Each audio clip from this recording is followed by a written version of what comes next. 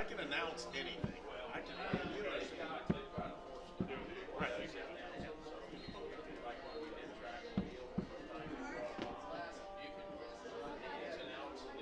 Right. Okay.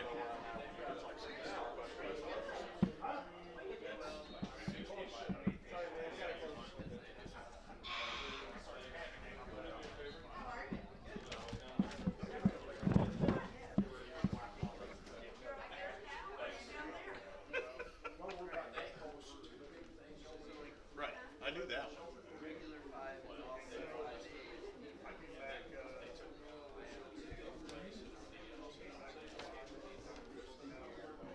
Right. Right.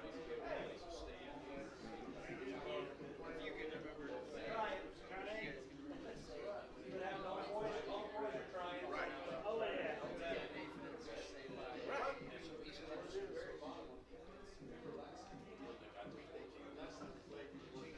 I know it'll be good.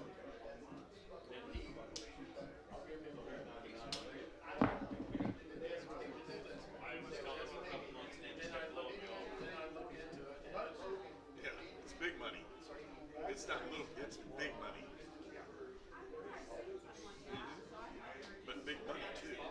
So you'll get the advertisement that you've never had before. All right. Well, I have not signed up for anything in the winter, so I can do most everything we're talking about doing. I would like to go to a couple of Matt's games. We'll see. Nothing. It won't hurt them on. Well, it'll hurt them on second or third round of the tournament. They lost the conference. They went from being ranked fourth to being ranked seventh. They're a four at large. They're gonna get an at large bid. It'll be at home because they're high enough ranked. If they'll pull the highest ranked teams will be the ones that host.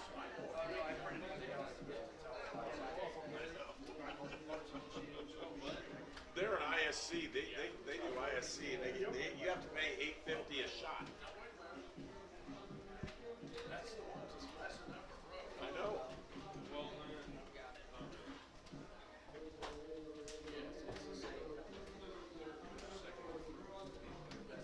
Is that what it is? It's their second group.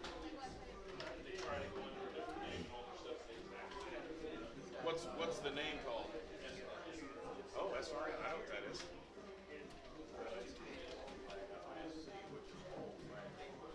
Right.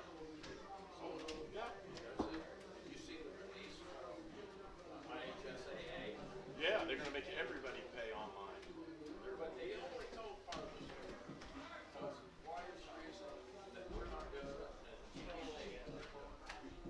Oh, because they want like a $5,000 or something.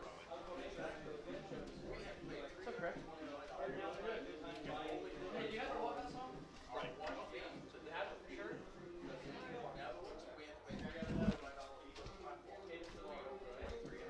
Right. Right.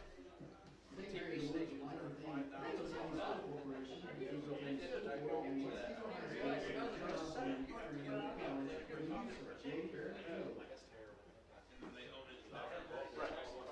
Because they sell those, or yeah, they sell them. Like I can go back and get the ones I played in. I can go get those. And they're on their little website.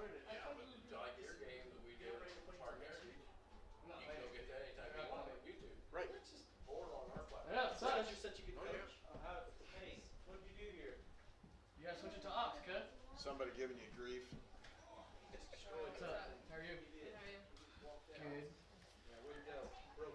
Excuse me. It's tied up here. I'll try. I'll try not to break anything.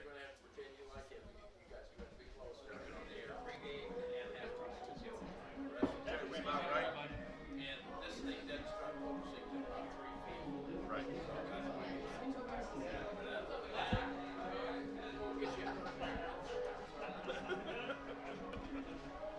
Is your wife gonna watch this too? You are watching the Indiana Sports Network Game of the Week.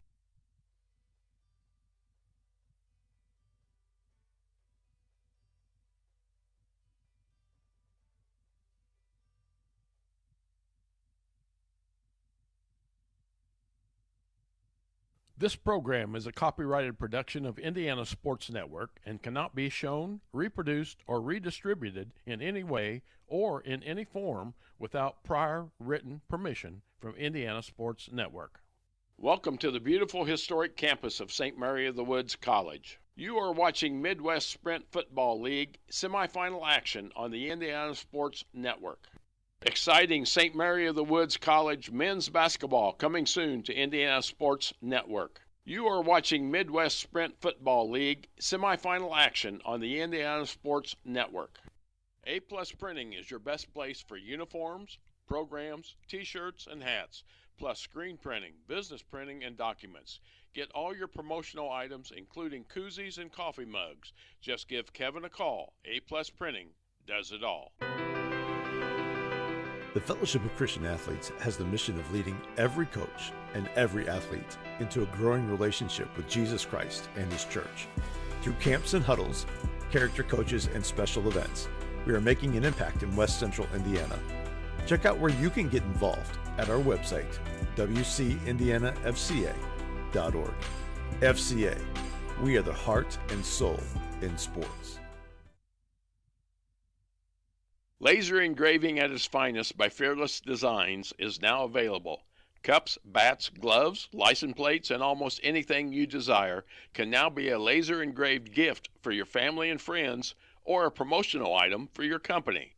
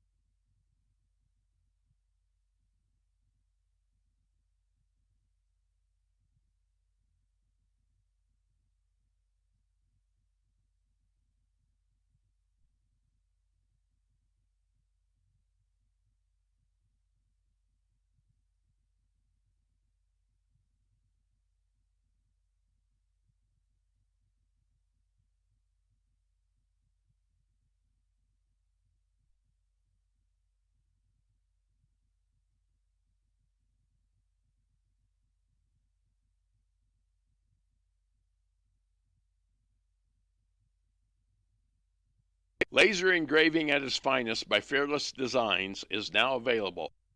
Laser engraving at its finest by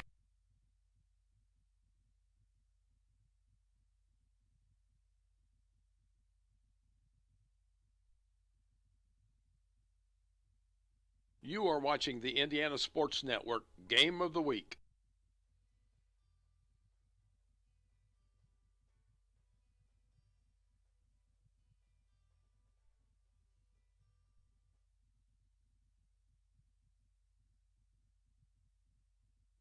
This program is a copyrighted production of Indiana Sports Network and cannot be shown, reproduced, or redistributed in any way or in any form without prior written permission from Indiana Sports Network. Welcome to the beautiful historic campus of St. Mary of the Woods College. You are watching Midwest Sprint Football League semifinal action on the Indiana Sports Network. Exciting St. Mary of the Woods College men's basketball coming soon to Indiana Sports Network. You are watching Midwest Sprint Football League semifinal action on the Indiana Sports Network. And welcome to West Vigo, where again St. Mary of the Woods has their home field at the present time, West Vigo High School in Indiana, and it is a beautiful, beautiful day for this part in November. Mike Cross is my partner this afternoon. I'm Herb King. We'll bring you all the exciting action of St. Mary of the Woods football here on Indiana Sports Network. And this is a game with Quincy that will determine the championship. The winners will advance to the championship game of the Midwest Sprint Football League. And we're looking for some really good football this afternoon, Mike. Absolutely. And when we look at this one, the ball game was played earlier, and when I say this, the last home game that St. Mary of the Woods had was against Quincy, and it was a 28-14. It was a 28-14 win by St. Mary of the Woods. And with that, Peyton Emberton scored for St. Mary of the Woods, and Darren Hazard scored to make it 13-0. Then C.J. Jackson answered for Quincy. St. Mary of the Woods had a Darren Hazard 5-yard run to make it 21-7. And then Quincy scored in the third quarter. No scoring in the fourth quarter as St. Mary of the Woods came away with a 28-14 win. And some of that ball game was determined not by just the offense and defense, but by special teams and turnovers. And I think that's going to be the big play this afternoon. Both these teams are towards the end of their season. They ought to have things situated as to what's going on, but I think the special teams will play a big part of this ball game, just like it did the last one. Absolutely. Special teams are always one of the most important parts of the game. Just the ability to quickly change that momentum and shift it one way or the other can really give the team a boost if they need it. Well, Darren Hazard had the big ball game against Quincy the last time. He took a kickoff all the way back, and those kinds of things. When you get somebody that's kind of on a roll, and he's that maximum level player for this Sprint Football League. When I say that, Darren Hazard, he'll hit that 180-pound mark all the way through the season, and a really good athlete from nearby here at Riverton Park High School. But there are players on both of these rosters from all over the country. And Sprint football is a big deal here in the Midwest Sprint Football League. When you look at the teams that have just started the league, all of them have been able to fill rosters with players from all over the country. Yeah, and it's phenomenal to get to see some of these kids who wouldn't necessarily get a look at a D2 or D1 college. Some of these smaller builds, but still quick and athletic, being able to see them continue their playing career. Well, again, if you're unfamiliar with Sprint League football, each of these players has a weigh-in 2 times during the week prior to a ball game. Usually it's Monday, Wednesday, or Tuesday and Thursday. They'll weigh in. They have to hit under 180 pounds. So the kind of players you're looking for would be guys who have been big-time wrestlers in high school, weightlifters who have had to be able to cut weight to make sure they're able to play or able to compete. And in this case, the football is fast fast and furious. You'll see some big breakaways, really good athletes, good speed, and it's not lumbering in the middle of the line. They come in, they smack each other pretty good. It's regular football with just the pint-sized guys here being able to do it. It's exciting, and I know these schools have had very good seasons. Quincy coming in, again, they would be the third-ranked team in the Midwest Sprint Football League. St. Mary the Woods is currently in the second position, so these are teams 2 and 3. Teams 1 and 4 are already underway. They started, and Bellarmine is the league champ prior to the tournament, and of course the tournament's going to be the one that really matters, and we know they were behind 7-0 early in the ball game, so we'll keep you updated on that as well. And again, you're watching Sprint Football here on Indiana Sports Network. We'll take a pause and we'll be back. We'll make sure you get all the exciting action. You're watching Indiana Sports Network. A Plus Printing is your best place for uniforms, programs, t-shirts, and hats, plus screen printing, business printing, and documents. Get all your promotional items, including koozies and coffee mugs. Just give Kevin a call. A Plus Printing does it all.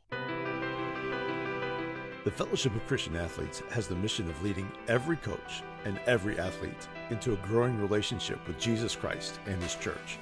Through camps and huddles, character coaches, and special events, we are making an impact in West Central Indiana. Check out where you can get involved at our website, wcindianafca.org. FCA, we are the heart and soul in sports. Laser engraving at its finest by Fearless Designs is now available. Cups, bats, gloves, license plates, and almost anything you desire can now be a laser engraved gift for your family and friends or a promotional item for your company. Stay on the unique cutting edge of technology. Call, text, or email Fearless Designs. You'll be glad you did. You are watching Midwest Sprint Football League semifinal action on the Indiana Sports Network. We're here with St. Mary the Woods head football coach, Blaine Powell. And Coach Powell, this is a matchup that you've seen before this year. Yeah. Round 2, I guess you could say. But no, very talented team that we're going up against, and we know that. And, it's playoff time, so, we expect everybody to, no matter who we play, really going to step things up and raise their level of play, and we have to raise our level of play as well. Now, this is your second year to go into the playoffs. Does this give you an edge? I don't know. I think so a little bit. Last year we just had a one-game championship, but to be there and get the opportunity to play in it, and have quite a few starters coming back from that, really will help us. Just familiar with what's expected, and familiar with the raise of the level of play is going to be higher. So yeah, I think it does help us. Bumps and bruises this time of the year. You've got some sores. And we're here with St. Mary the Woods head football coach, Blaine Powell. And nothing really serious, no. Like you said, normal bumps and bruises, but we should have everybody ready. Great weather for November. Oh, sure. Oh, temperatures are great. Mm-hmm. Great day for football, except for the wind. Yeah, today. So, Saturday, we'd like to have a calm day because, as much as we do throw the ball, but, we'll find a way. Last time we played them, I believe there was 20 to 30 mile an hour winds, and we were able to, salt the game away a little bit after we got an early lead. And, the good thing is we didn't have to really do a ton of game planning for this one. We didn't really use a lot of what we had, so we were able to continue just to practice that this week, and so that was nice. So we'll go into it and see what happens. So you're expecting more of the same from them? Yeah, I think so. I think at this point of the season, you're not going to see teams change a whole lot. They have their, they're a 50-50 team, so you have to really, kind of go by what formations they're in and field position and down and distance with them. And, that's what we did last time, so, that's what we expect again. Yeah, you were pretty confident the last time we talked before the game with Quincy that they were pretty set in their ways, and they knew what they were. You knew what they were going to do and when they were going to do it, and then that was an advantage for you, but it's also an advantage for them. Yeah, and they're really good running team, and then they're really good on the perimeter. They don't really throw the intermediate to short routes a whole lot. They're gonna take the long shots when they're there. They like to use the receivers in the screen game, but really it's just us understanding our assignments and taking advantage of opportunities that we get. And really, when it comes to playoff time, you see it every year at every level. Special teams is going to come up big. We have to be good in every area, whether it be kickoff return, punt return, extra point, field goal. All those, we've got to be solid in that, and we can't have any turnovers in those areas. And if we do that, I really feel good about this game. St. Mary's hosting Quincy. It's the semifinal and conference championship. You are watching Midwest Sprint Football League semifinal action on the Indiana Sports Network. When you're buying a car, getting a mortgage for your dream home, taking out a personal loan, or growing your small business, you know exactly what you need. At Crane Credit Union, our personal banking experience can help you get there. We are here to make your life easier so you can focus on what really matters. Visit cranecu.org to see how we can help you reach your goals. Crane Cares, Crane Credit Union, committed to investing in you and your community. At Great Dane, we are proud to invest in our people and the communities we call home. We are hiring now for trailer assemblers and welders across the country. We need the makers, people who are ready to make a difference. We need you. Build something bigger for yourself and your family with great health benefits, advancement opportunities, 401k, pension, and more. Apply today at greatdane.com/careers.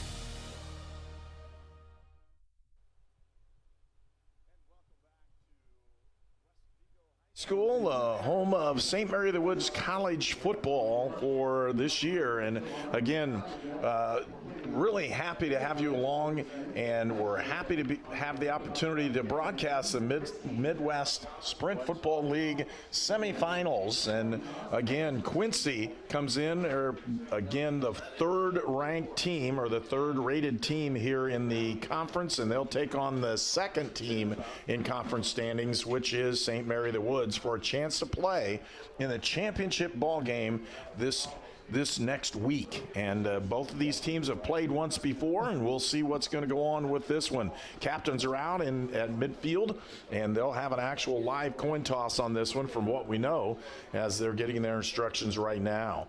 And Mike, when you're looking at this one, again, I know you're not really accustomed to sprint football yet, but once you see these guys go at it, you'll see a lot of speed, a lot of quickness and agility, and really good athletic talent on the field. Absolutely.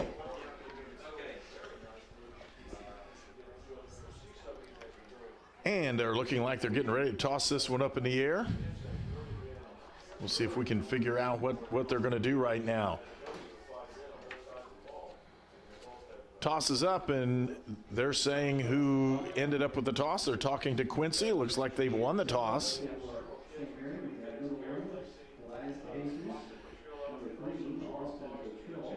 And again, captains on the side for St. Mary of the Woods. You have Austin Petrillo as one of those captains, along with number 1, that's Elias De Jesus. Quincy wins the toss. They're going to receive the football and see if they can put points on the board right away, and that usually means they've got something up their sleeve. In this one, they want to get on the board and do it very quickly. So the Woods will kick off to the Hawks, and we'll see what's going to go on here. Big ball game for both of these teams. They want to get that chance to play for a championship this next week. Again, about 50 degrees here in Indiana. Beautiful weather for this time of year. Sun is out. It's barely a cloud in the sky as we get ready for this one. The officials meeting in the midsection, getting ready to get their duty underway. Quincy coming from Illinois, again, 3-2 in the conference. St. Mary the Woods 4-1 when they played the last time. And now with this one, all of them have played 7 ball games. And with that, Quincy has lost 2. St. Mary the Woods has lost 1 ball game. These two teams were very even in their first meeting. We're looking for a great afternoon of football. And again, welcome to Midwest Sprint Football League semifinal action here from St. Mary the Woods College in West Vigo, Indiana.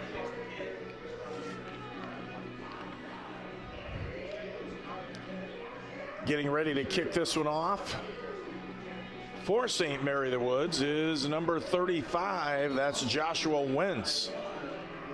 He's a freshman from Sullivan, Indiana. Pounds this one, line drive shot, gets it down to about the 10-yard line. Quincy on the return. They'll pick it up over and get it up in there. They'll have it close to the 30-yard line. On that return, number 9 for Quincy. And I'm going to say that's Xavier Carr with that return. So Quincy comes in, and we'll see what they bring on the offensive set. Again, 5-2 on the year for Quincy. They've won their last 2 ball games, beating Oakland City and Bellarmine. So they beat the league's leader last week. Quincy has improved during the season.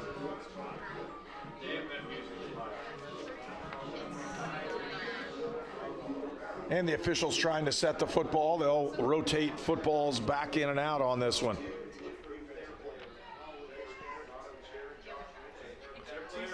Quincy's been known to run the football quite effectively. That's what they've done in the past, and we'll expect no different today. A 3-3 set for St. Mary Woods. They fake this one, quarterback up the middle. He'll pick up a few yards and stuffed in the middle by a group of Pomeroys.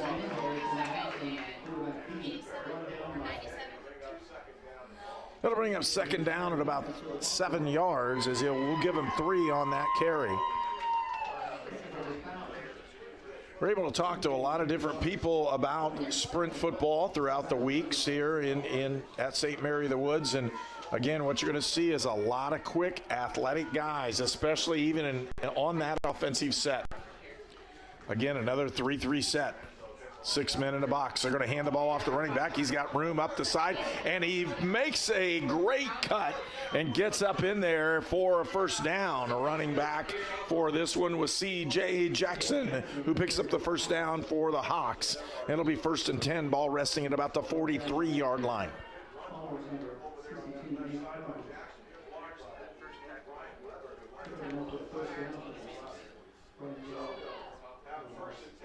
Quincy again. 2 receivers to the top, 2 to the bottom. Jackson is the running back. They'll hand it off. Looks like a counter, but they give it to Jackson over the right side. He'll pick up about 4 yards. A good run. Stumbles forward and gets that one. Quarterback is Antoine Borden Jr.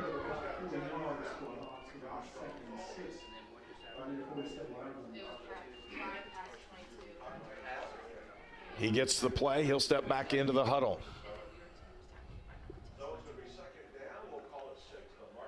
Jackson, the running back, side saddled onto Borden. And they get the Woods to jump off sides. That'll be 5 yards. It'll bring up 2nd and short and make it about 1. And they're going to say it is... Yeah, the umpire looked the wrong way. Looked like he was going to go back on that one. Instead, he turns around and takes it the correct way. 1.5 yards to go for the first down for the Hawks of Quincy.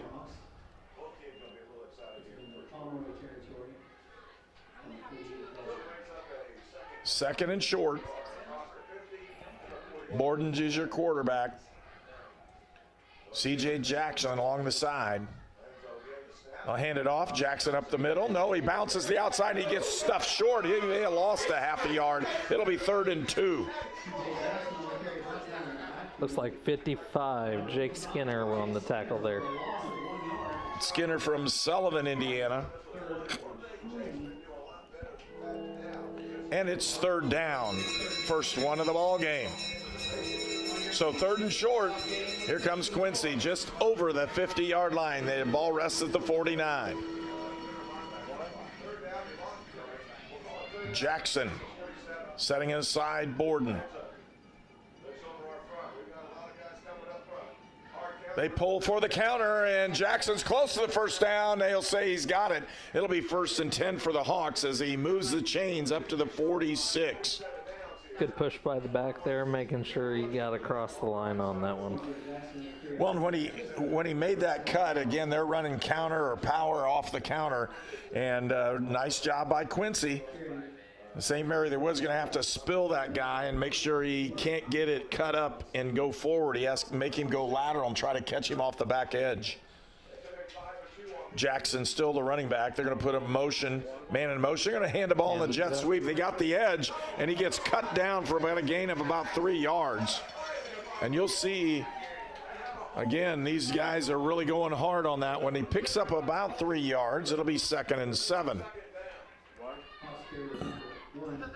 St. Mary the Woods rotating players in and out like they always do throughout these ball games. They play a lot of players here at the Woods. Quincy, 2nd and 7. Again, Borden in the backfield as a quarterback. C.J. Jackson will set along his side. They're going to run motion again. Run, look for the counter. Quarterback's got it. Borden over the edge. He'll pick up about another 4 yards. That'll bring up 3rd and 3. So consistently moving the football are the Quincy Hawks. And about 4.5 minutes into this drive, it's been a nice, slow, methodical drive. That's the way Quincy wants to keep it. The St. Mary the Woods likes to play a lot faster than this as far as a pace. Quincy with the football at the 39-yard line. Again, 3rd and 3. They have not attempted a pass yet. They're going to pull up. He's got a pass. Man in the flat. He's got him open for the first down. And he's turned the corner. He'll pick up the first down easily. Gain of about 7 yards. It'll be 1st and 10 Quincy. Ball at the 32-yard line is where they'll spot it. Nice Make it the 31. 1st and 10.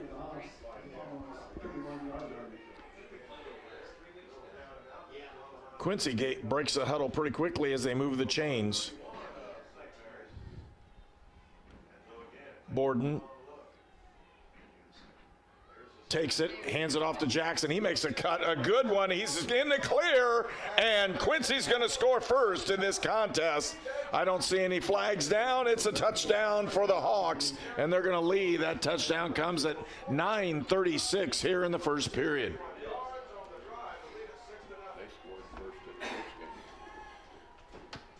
And again, good opportunity for Quincy. They take the initial drive and put it all the way down and score it.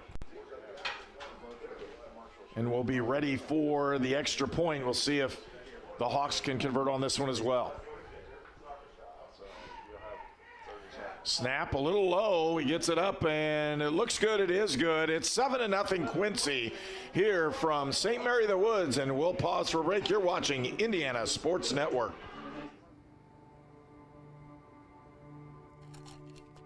I ran out of my pain meds too quickly. I took more and more to get through my day. I did anything to get them. I needed help. I needed hope. I found them both. Professional, safe, no wait times, quality treatment. Regain something lost. Call or go to winrecovery.org. You are watching St. Mary the Woods Sprint Football on Indiana Sports Network. And a very quick drive. When I say that opening drive, it wasn't quick. They methodically put the ball down the field. Absolutely. They just took play after play, chewing up small chunks of yards there, and just kept it going. And you really have to look at the running back. C.J. Jackson really did a nice job in just keeping his shoulders square and driving his feet. Yeah, fantastic cut on that last play, finding the hole and then hit north-south and got it in the zone. So it's 7-0 Quincy with the lead as they prepare for the kickoff. Pounds this one. It's a good deep kick. He'll get him back to about the 9-yard line and has a chance to return to the left. Couldn't get it done and get it up about the 20, but they're going to have a blindside block. Keith Davis Jr. on the return. So it'll be a foul, and that literally is a blindside block is what it is. And with that one, St. Mary of the Woods is going to knock it back to about the 9-yard line and where they'll start in.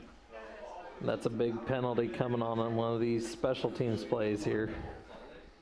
And again, that's the issue. The special teams, I think, on both of these, that's going to make the difference in this ball game. The offenses and defenses will do their thing, but you're going to really have to see what's going on with the special teams, because that determined the last ball game they played, and I think it'll determine this one as well.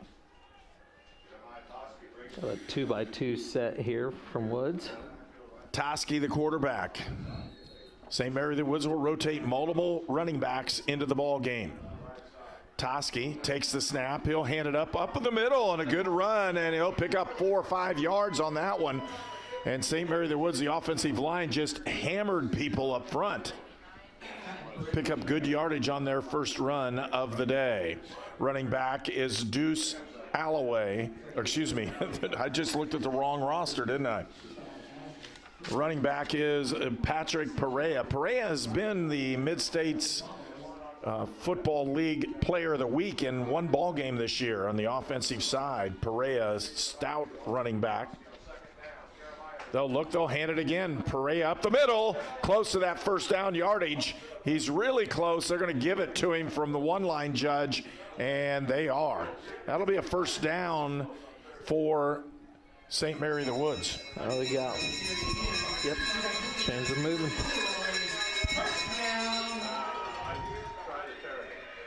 And he carries the ball twice for first down, and he steps off the field, and in comes the number 2 running back for this ball game.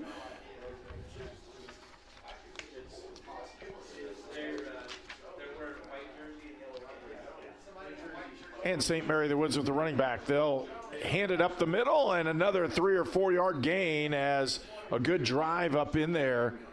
And taking that football, number 33, and that's Keandre Jones, the junior from El Paso, Texas. Picks up 4. It'll be 2nd and 6. Using that motion to try to flash the linebacker's eyes and make him not come up as quickly, and did the job. 2 receivers to the top and the bottom of your screen. Jones motions out, empty backfield with a stack. He may just toss it out there. He's got a man open down the middle. He's going to run. Toski to the right. Still with footballs on the ground. Scooped up, and Quincy has the football. It'll be 1st and 10 for the Hawks at the 30-yard line. So the Hawks get the ball on a fumble recovery, and immediately their offense runs out on that field with excitement as Toski fumbled the football on that scramble. It's always tough when those quarterbacks are starting to scramble. You're trying to see the field, and all of a sudden the ball's out, and you don't even know what happened. Well, he got hit from behind. I think you're right. I don't think he knew who was around him, and with the ball slapped out, Quincy ends up with the football. And here it comes. Bolin. C.J. Jackson in motion. They're going to toss it out. Quick screen. He's got it out there, and he'll pick up 5, 7, 10. That'll be a first down for Quincy. And a good play. Nope, they're going to say he's short. A couple good broken tackles there for Jackson.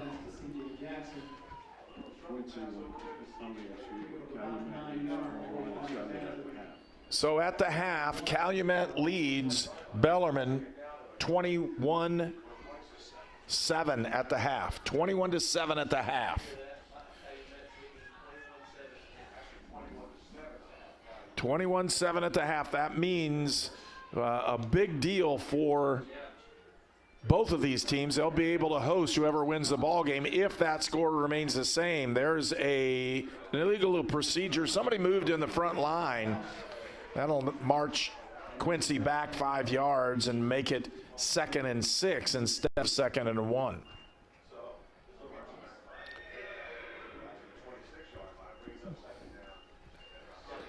So the big thing with that other mid-state league game, it would be the home field advantage at stake there. Yeah, home field advantage. So, but again, that's only at halftime. And Bellarmine is a very good and explosive football team. We'll see what happens. They trail by 2 touchdowns at half. Bolin and Jackson. Or throw the little quick bubble screen off the edge. Incomplete. It'll bring up 3rd and 6. That's a big play. Because I was kind of surprised they threw that when they've had such good fortune running the football. And Jackson has really not been stopped up the middle. No, not today. 3rd and 6. 6:48 left to go here in the first period.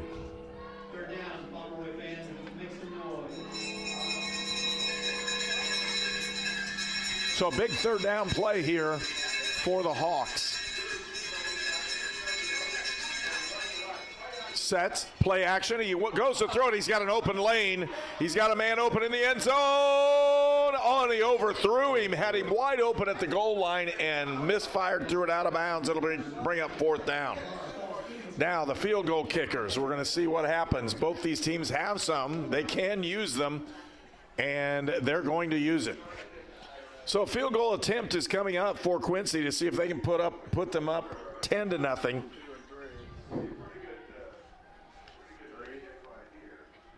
.98 is the kicker for Quincy, and that is Jensen Laughlin from Good Hope, Illinois, in West Prairie High School. Left-footed kicker. Ball placed down. It'll be a 43-yard attempt. He pounds this one low, doesn't get it, and it's Pomeroy football.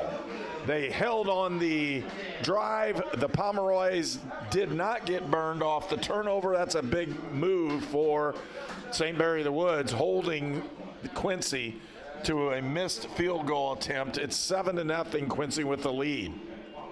It's always nice when you are the team that does that turnover. Being able to get that stop there really helps keep the momentum where you want it.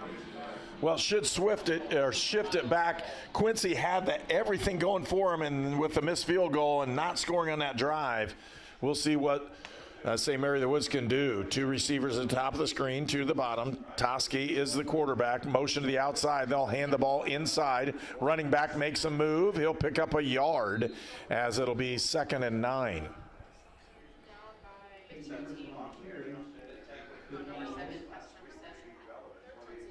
So again, St. Mary of the Woods trying to run the football.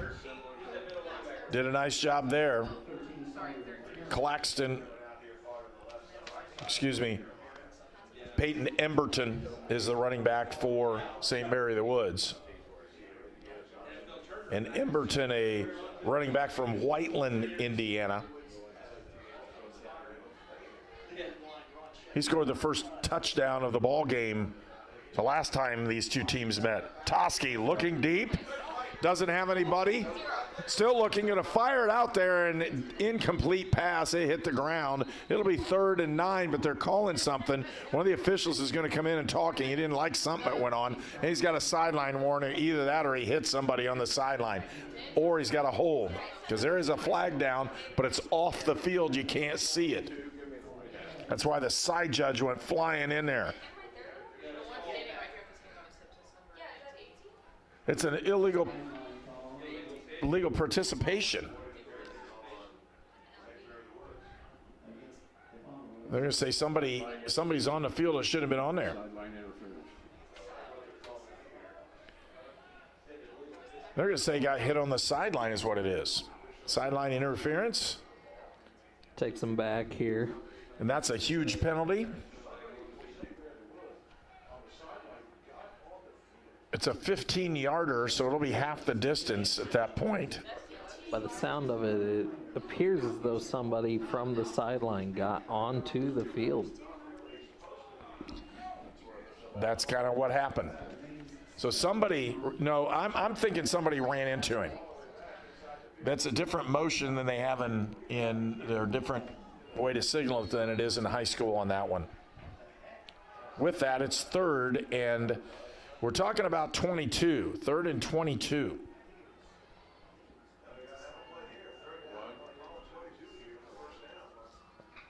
They just want to get some yardage and get some field position. Rolling. He's going to throw it, threw it out of bounds, incomplete pass. That'll bring up fourth down. So far, Quincy's been really able to stifle this Woods offense. And so St. Mary the Woods is going to have to do something. And one of them, when you say stifle, you got a turnover and then a 3 and out. That's not good offense right now. And St. Mary the Woods needs a nice play. Quincy so far, I think, has really controlled the line of scrimmage on both sides of the ball. 5:38 left to go here in the first period as St. Mary the Woods steps back to punt the ball.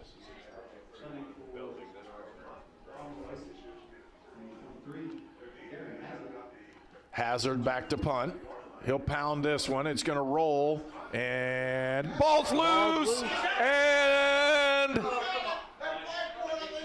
could have had it, but I think Quincy fell on it. The Woods could have had their hands on the football. They did have it on it, but just could not control that one. It'll be Quincy football. That could have been big. That could have been really big there. Again, we keep talking about this momentum shifting here. If you go from something like that where you're driven so far back into your own zone there and somehow still come out with the ball on that punt, that could have been big. But the Woods fall just, I'm going to say, inches short of getting their hands on the football first. Quincy with the football now. They're inside the 50-yard line at the 47, where it'll be 1st and 10 for the Hawks. Hand the ball inside. Nobody's there. Jackson gets tripped up for about a 4-yard gain.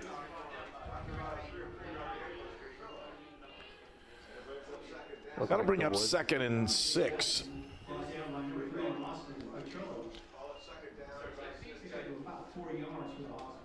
So 2nd and 6 for this one. Quincy with the football and the lead and a lot of momentum here in the first quarter. They're going to hand the ball off. Good counter play. Again, Jackson off the right side. He's broken a tackle or two, and he's going to have the first down with about a 12-yard gain. That's a good call. Going back to Jackson, the guy who got you the touchdown at first, really talking about getting the ball moving here if you're going to keep handing it off to him. Well, and he's just a stout running back. And we're talking about a physical player. He brings his pads. They're low to the ground. He's able to do all kinds of different things. So, I mean, that's the guy. You're going to ride him and see if you can get the ball in the end zone. Jackson along the side. Bolin takes it. They'll hand it again. Jackson makes one man miss, and he'll pick up about 4 yards. And that's the minimum of his running is about 4 yards. But if he gets it on the counter, which they've run very well, and there's a flag on the play, and the Woods players are pointing at Quincy, something went on. So there's something either said or went on. That was after the play. Yeah, it's never a good thing when you get that. Unsportsmanlike conduct against Quincy. It'll be from that spot. The play counts. It'll be 2nd and about 20 when they mark this one off. So the ball was at the 25. You'll put 15 yards on it. Huge penalty. You can't, those are the ones you can't really recover from very often. We'll see what happens here. So pushing the Hawks back out of this, and 2nd and 21 now for the Hawks as the ball sits at the 40-yard line.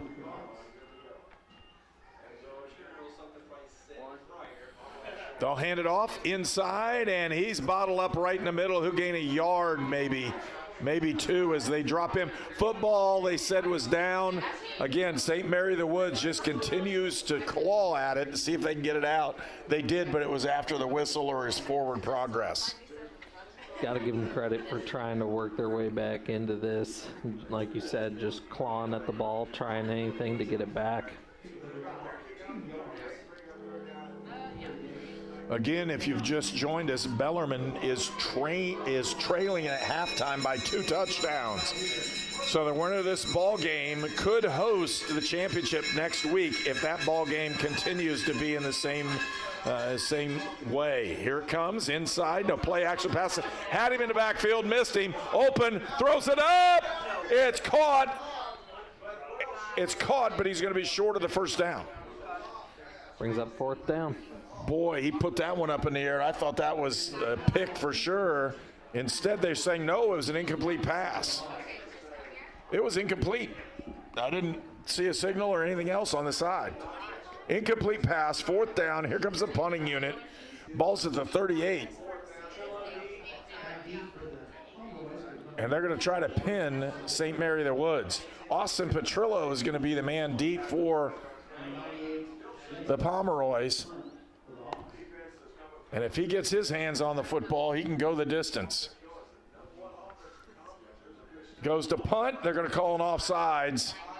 Petrillo runs away from the football, and it goes into the end zone.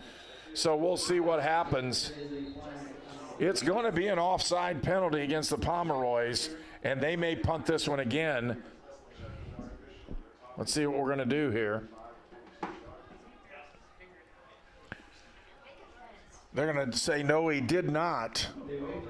So the flag is waved off. 1st and 10, Pomeroys at the 20-yard line to start this drive. 2:51 left to go in the first period.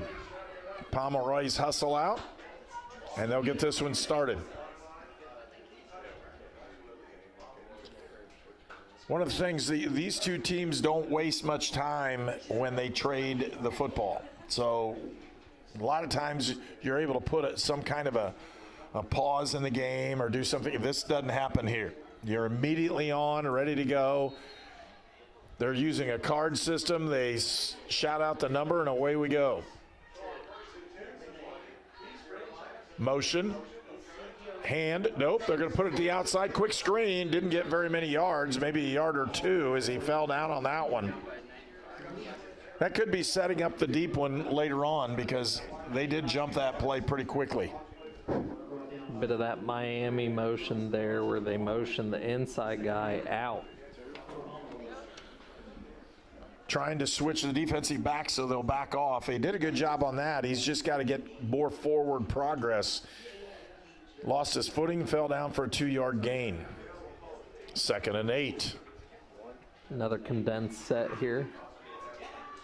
Darren Hazard is the running back alongside Toski. Hazard up the middle, pounding and pounding. He'll pick up about 7 or 8. They're going to give him the first down. They're going to say he went past the line. First down, Pomeroy. That's the first of the game for them. Big run by Wood there. Again, Hazard with a solid run up the middle. He's the inside guy, and if he breaks one, he's gone. So 1st and 10. 1:48 left to go here in the first period.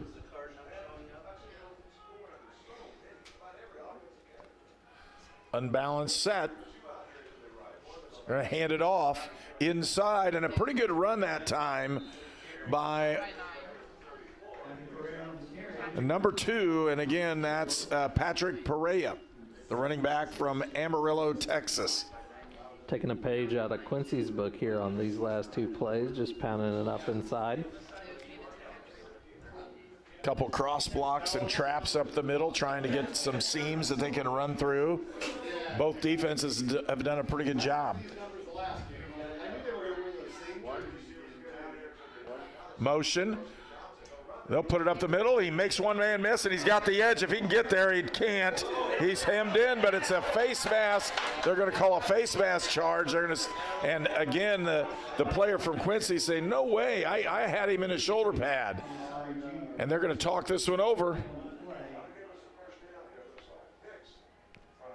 They're going to wave it off. They say, no, he did. He got him in his shoulder pad.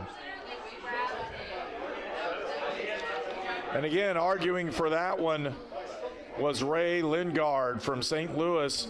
Christian Brothers College, as the transfer was able to argue and plead his case, and they agreed with him. One of the other officials said he had a better view of it. 3 receivers at the top of your screen for the Woods. Brings up third down. Big third down, 3rd and 7. Gets set. Looks Toski. He's got a man deep down the middle. Is he going to be able to get it there? And he got it there. It was over the top of him. Had him open and couldn't connect. And with that, that'll bring up 4th down. So the Pomeroys did move the ball for 1 first down, but they're not able to convert on the second one, and that'll bring out the punting unit. It's 7-0 Quincy with under 30 seconds left to go here in the first period. Hazard back on the field to punt.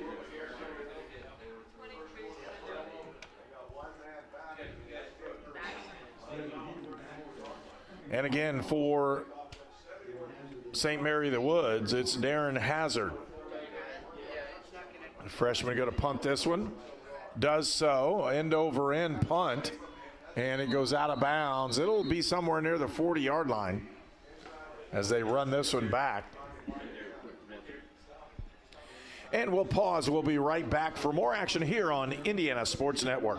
Today's vehicles often require additional procedures such as computer scans for even simple repairs. This ensures that your crash avoidance system and distance sensors are functioning properly. At Honey Creek Collision, we invest in the latest equipment and technology and provide continuing education for our technicians to ensure a high quality and safe repair. Honey Creek Collision is a second-generation, family-owned and operated business that you can trust. So when your insurance company asks, tell them you're going to Honey Creek Collision. Welcome to the beautiful historic Quincy with the football, running a jet sweep, get it over to the side. They picked up 2 yards. I'm going to apologize. I got the wrong score of the Bellarmine game, and right now Calumet is leading at halftime 21-0, and that extra touchdown makes a big difference in the ball game. So right now these 2 teams are playing for home field advantage in the championship game this next week. That's the end of the first period of play, and again the score on the board, it's Quincy 7, St. Mary of the Woods nothing. At Lynn's Pharmacy, we're more than just your pharmacist. We're your neighbors. Our kids go to the same schools. We eat at the same restaurants. We sit next to you in church. When I listen to a symptom. When I fill a prescription. When I offer advice, I'm not just helping a customer. I'm helping my neighbor and a friend. My name is Lynn Hofstetter, and I'm the proud owner of Lynn's Pharmacy, a modern pharmacy with old-fashioned values and personal service dedicated to keeping you, your family, and our community healthy since 1872. Here at Lynn's Pharmacy, downtown Brazil. Fast and Furious women's basketball coming soon to Indiana Sports Network.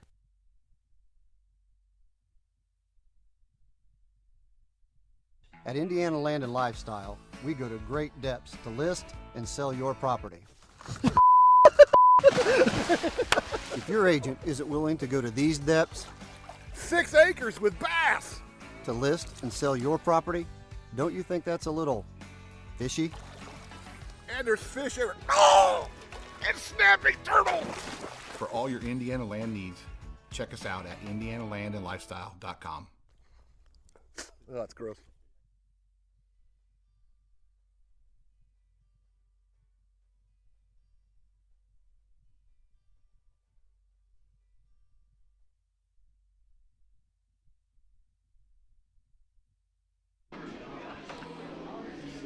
And we're back to start the second period. Quincy with a 7-0 lead, and both these teams really fighting for the opportunity to make it to the championship round.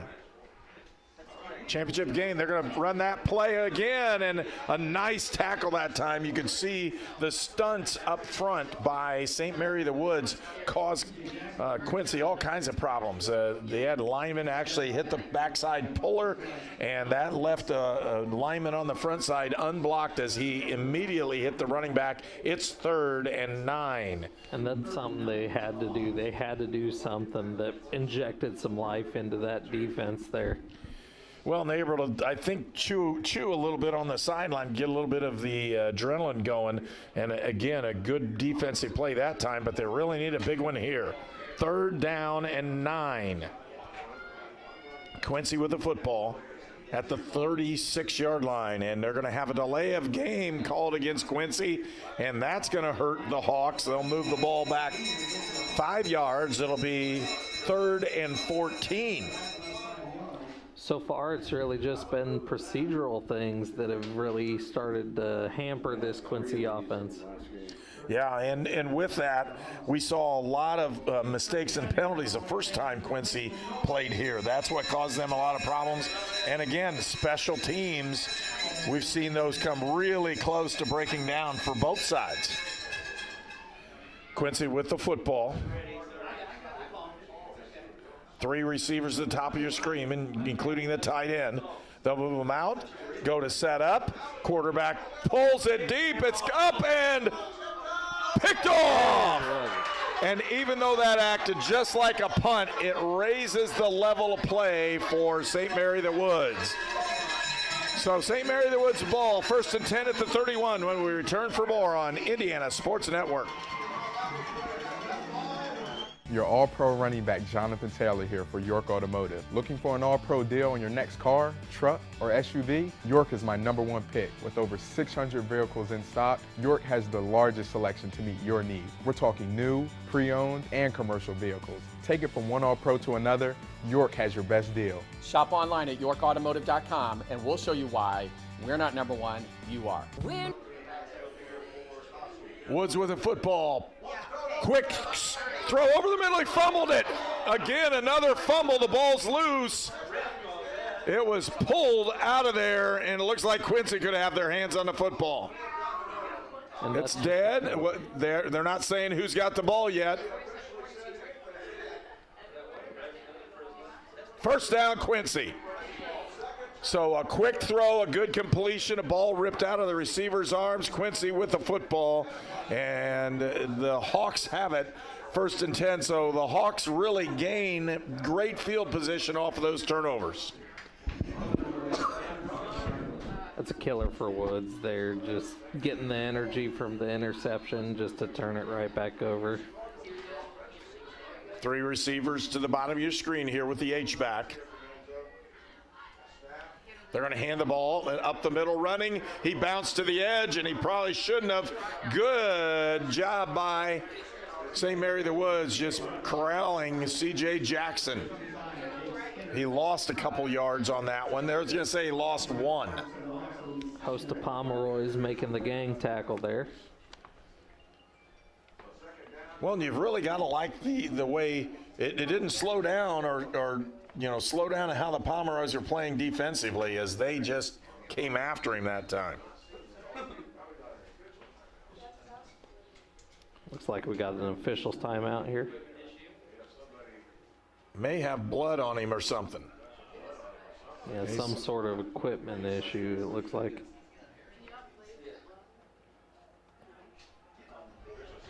So they're going to take one off and bring one on. And St. Mary the Woods players they're emphatic on things. They really want to get after this one right now. Didn't like it that they turned the ball over.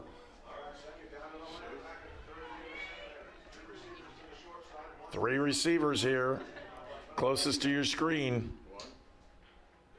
They're going to hand it off, and there he goes, and a good play by the linebackers. They got him hit at about the line of scrimmage, but C.J. Jackson breaks a tackle and ends up with a yard. Actually, it's a 3-yard or 2-yard gain. It'll be 3rd and 9. Another big third down play here for Quincy and for St. Mary the Woods. Impressive run by Jackson there, just keeping his feet moving even after the contact.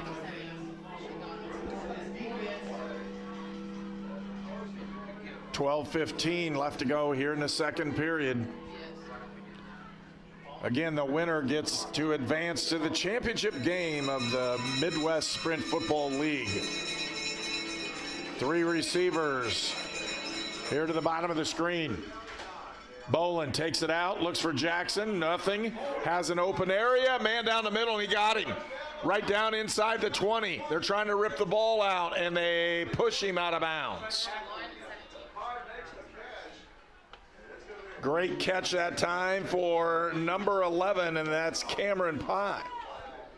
don't quite know what happened there for the defensive line of the Pomeroys. Just created a pile at one point, allowing the quarterback to get out. Well, they only rushed 3. If they'd have brought the linebacker off the edge, they'd have had him. But instead, they dropped expecting the pass. They did throw the football, and again, Bolin was able to find a player right down the middle that was open. Bolin, Jackson out of the side, got a man over there. That's a really nice defensive play out there for St. Mary of the Woods.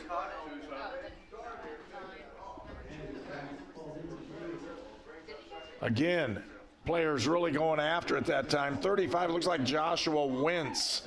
A linebacker from Sullivan made that play as he just attacked the screen. They're not able to throw it. They're going to say it was an incomplete pass, and with that, it'll be 2nd and 10.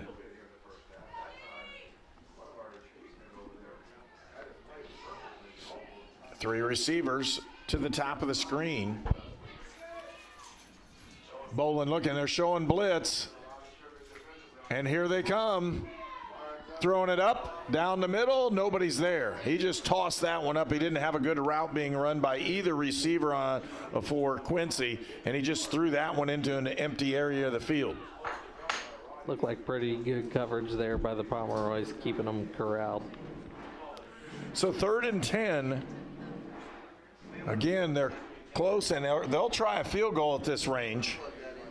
They tried a 43-yarder earlier. This would, if they don't gain any yards right now, it would be a 36 or 37-yard field goal here. So they're within the range that they believe their kicker can make one. Quincy with the football. C.J. Jackson off the side of Bolin. Jackson with the football up the middle. He'll run it. He'll be short of the first down, and here comes should be the field goal unit. Again, they missed one earlier, but this is a lot closer. They're making their decision now. They're going to go for it. Here comes 4th and 7, or 4th and 6.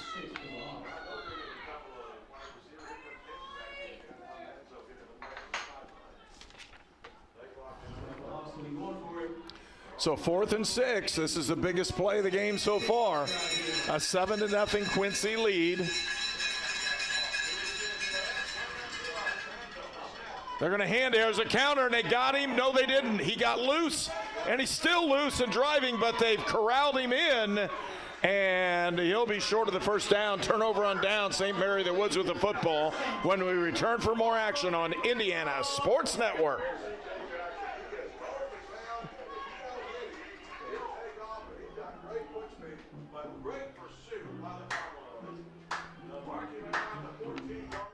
There is a greatness inside of you, a passion, a strength, a determination.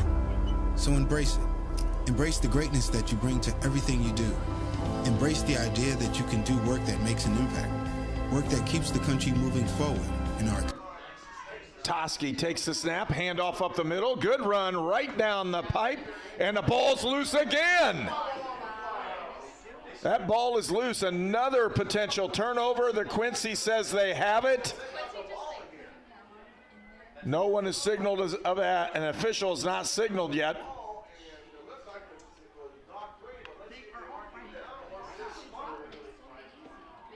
Looks like we still got players wrestling for the ball. It's a nasty pile in there. The ball was loose as, again, another potential turnover. Still has, the ball is still St. Mary of the Woods. Boy, that would have been almost a death blow. Every time you touch the ball, the next play you turn it over, as St. Mary of the Woods has to get rid of this fumbleitis that they've had. Yeah, they really got to stop the bleeding here with these turnovers. And here it comes. 2nd and 7. Stepping back, Toski looking deep. Almost got it. Almost got it there. And again, opportunities. He took the shorter diagonal, and if he waits just a hair longer, he'll have a shot at the big one. 3rd and 7. It's substitution check for the defense. And the umpire will say, let's go. Toski gets him off sides. He's going to chuck it up. No. There it goes. He got the free play, and it'll be a first down, so he'll take that one. Ground cannot cause a fumble. The ball was loose again on the ground, by the way, folks. When he hit the ground, the ball popped out. So it'll be a first down for the Pomeroys, and they'll take that one. It was offsides against Quincy. That's declined, first down. And the Pomeroys have had 2 first downs here in the first half. They have not moved the football well because they've turned it over. Multiple fumbles. See if they can start to put together a drive here.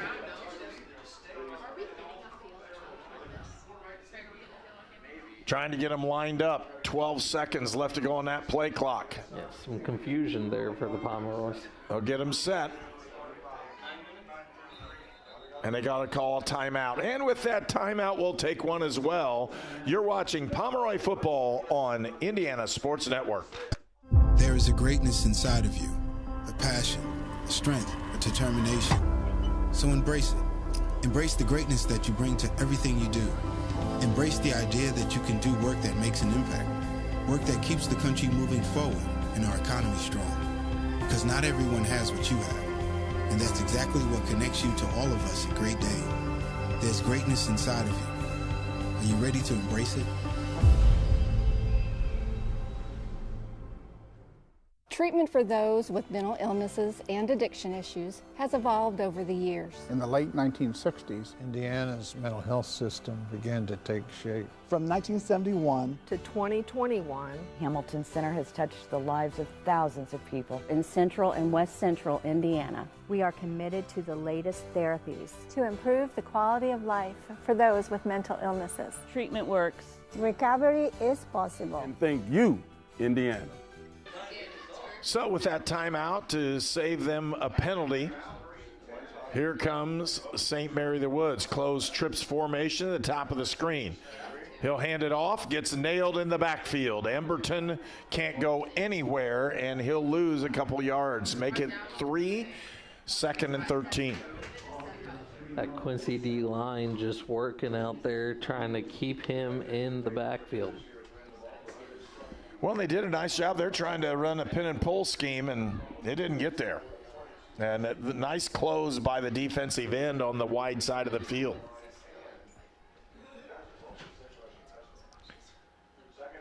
Roll. He's got a nice roll. He's got a man open deep. Oh, he didn't get it deep enough, and he couldn't get it to him. As out there on the outside, it was Devron Johnson who was player of the week this last week offensively from Glen Burnie, Maryland. Wasn't able to come back and get that one because the ball was underthrown by about 7 or 8 yards probably. And you would think that with this offense struggling here, you would really want to start going more towards that Johnson. Well, Devron Johnson has speed and athletic ability. He's been open on a couple of plays, and Toski's chosen to throw to the short man. And Johnson looks to be a mismatch. And with that, we're going to have a timeout taken again by St. Mary of the Woods. We'll take one as well. You're watching St. Mary of the Woods football on Indiana Sports Network. When you're buying a car, getting a mortgage for your dream home, taking out a personal loan, or growing your small business, you know exactly what you need. At Crane Credit Union, our personal banking experience can help you get there. We are here to make your life easier so you can focus on what really matters. Visit cranecu.org to see how we can help you reach your goals. Crane Cares, Crane Credit Union, committed to investing in you and your community. At Great Dane, we are proud to invest in our people and the communities we call home. We are hiring now for trailer assemblers and welders across the country. We need the makers, people who are ready to make a difference. We need you. Build something bigger for yourself and your family with great health benefits, advancement opportunities, 401k, pension, and more. Apply today at greatdane.com/careers. You are watching Midwest Sprint Football League semifinal action on the Indiana Sports Network. St. Mary of the Woods with the football after that timeout, 3rd and 13. Looks, play action. Got a man wide open in the flat.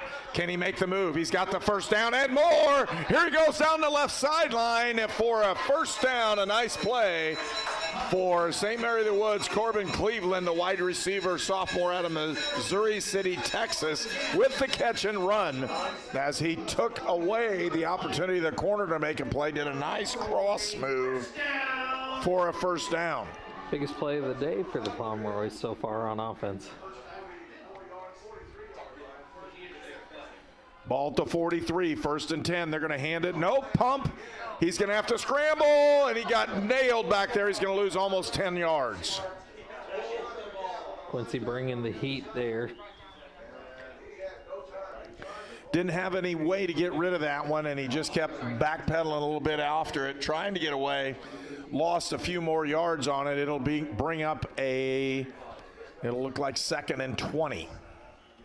So no different than a hold on that one, and they didn't turn the ball over. That's the big one. So they had a wide open look. Play action. They got a screen set up nicely. Makes a move over to the side. He'll pick up about 5 yards. Couldn't get it off. Good run that time by Keandre Jones after he caught the little screen pass. Looking about a 3rd and 16, maybe 17. 3rd and 16. Another big opportunity for the Woods. 7-0 is our score. Quincy with the lead. We're in the 2nd period with 7:15 left to go. 2 receivers to the bottom, 2 to the top of your screen.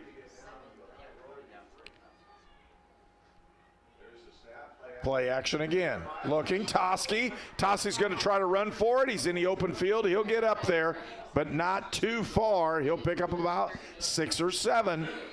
Looks like we have an official's timeout. And we have a player down on the field, and with that, we'll take a very short break. You're watching Indiana Sports Network. I ran out of my pain meds too quickly. I took more and more to get through my day. I did anything to get them.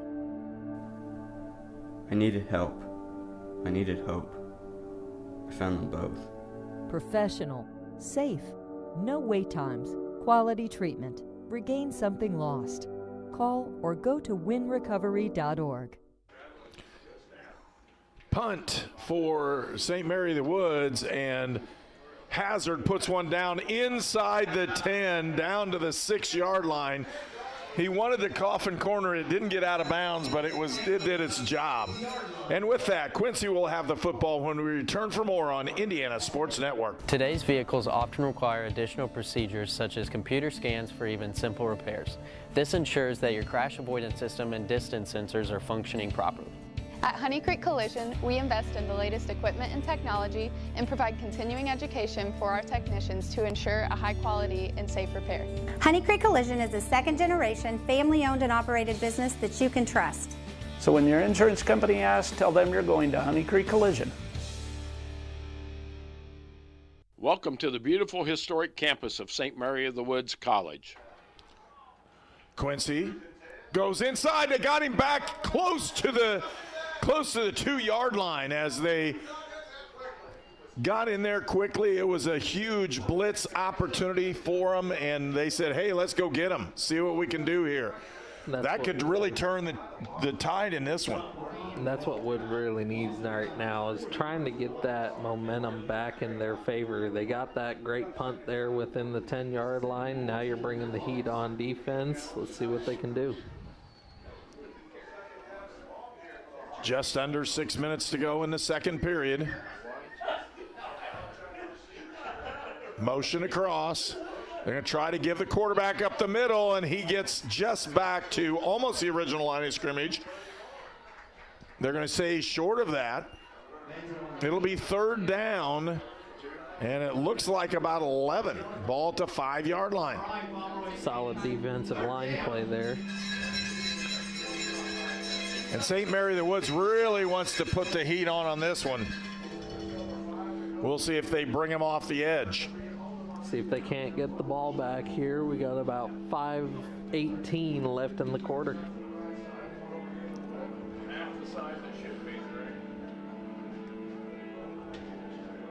Quincy with the football. When the quarterback's standing in the end zone, it can really help you out. Off the edge, and they're going to get him back there at about the 6-yard line. That'll bring out the punt unit. And St. Mary the Woods causes a 3 and out, and they should get the ball in a really good field position here. Austin Petrillo will step back to receive the punt. Could get a very quick momentum shift here if you can get this ball back, score before halftime, and then you got it when it comes back out. You can really make something happen. Punter is near the back of the end zone, and Woods is coming, and they didn't get it, but they get a spiral. Here comes Petrillo. He makes a move. He makes another one back to the edge, up the middle, and he's got the ball to 25-yard line. Austin Petrillo with a nice return gives the Pomeroys big, good field position as they're going to spot this one about the 26.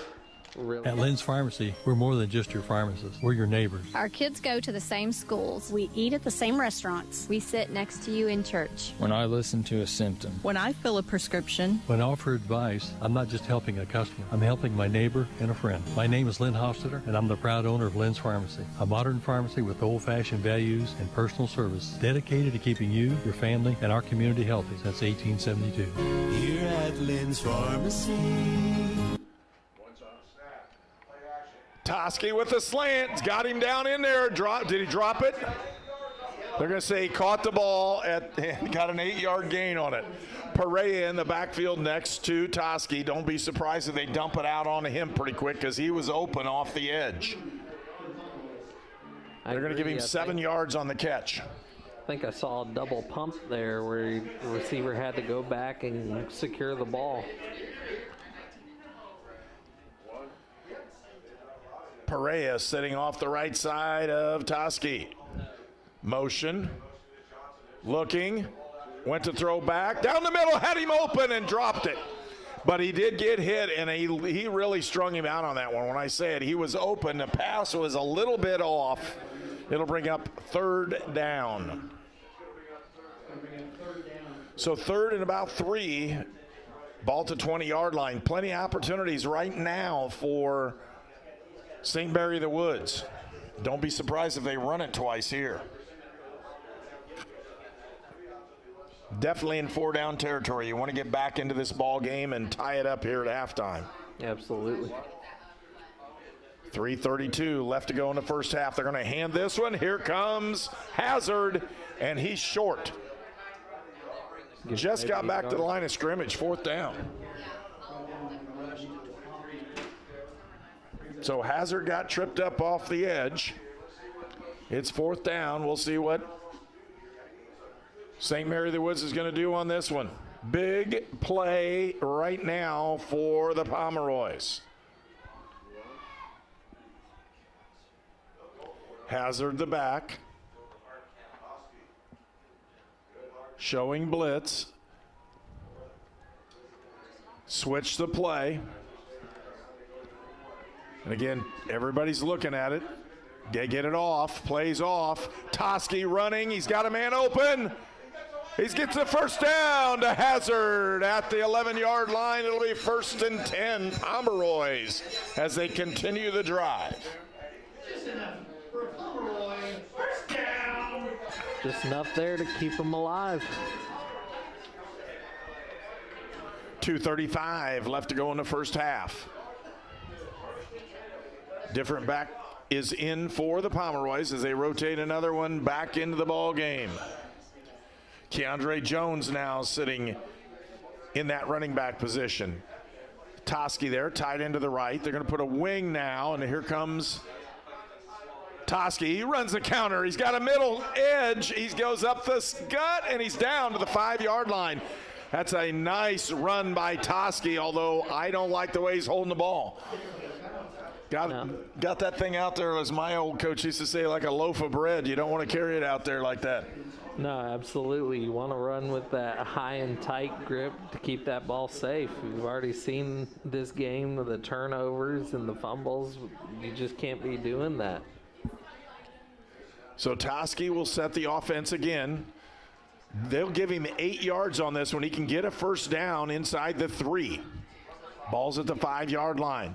Motion, handed up inside and close to that first down. He's not going to get it, but he's got about a yard to go. 3rd down, the ball, they're going to say it at the 5-yard line. So they didn't give him any yardage on it. One of the line judges had gone forward close to the sticks and then backed up. Emberton now into the backfield for the Pomeroys. Peyton Emberton. He'll take it up the middle. He's going in there. He gets nowhere. Gets stuffed right in the middle of the line. It's 4th and 2 from the 5-yard line. And the Pomeroys took their last time out of the half, and will take it as well. You're watching Pomeroy football on Indiana Sports Network. Your All-Pro running back Jonathan Taylor here for York Automotive. Looking for an All-Pro deal on your next car, truck, or SUV? York is my #1 pick. With over 600 vehicles in stock, York has the largest selection to meet your needs. We're talking new, pre-owned, and commercial vehicles. Take it from one All-Pro to another, York has your best deal. Shop online at yorkautomotive.com and we'll show you why we're not #1, you are. We're not #1. You are. You're #1 at York. Welcome to the beautiful historic campus of St. Mary of the Woods College. You are watching St. Mary of the Woods Sprint Football on Indiana Sports Network. 4th down and 2. Don't be surprised that they're looking like they're going to take the points. They're going to take 3 points and put it on the board. They know they can only tie it. They're going to take 3 and then have a chance to potentially win it in the second half. That's not a bad strategy at all. 45 seconds left to go in the first half. Snaps down, kicks up, and it is good. 3 points on the board for the Pomeroys as they now get on the board. It's 7-3. Quincy with the lead. We'll pause for a moment. Be right back. You're watching Indiana Sports Network. It could be anyone.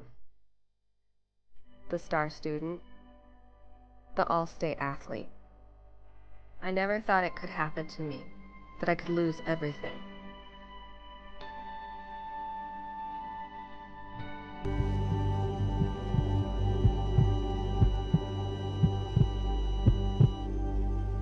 I found help, I found hope, I found recovery.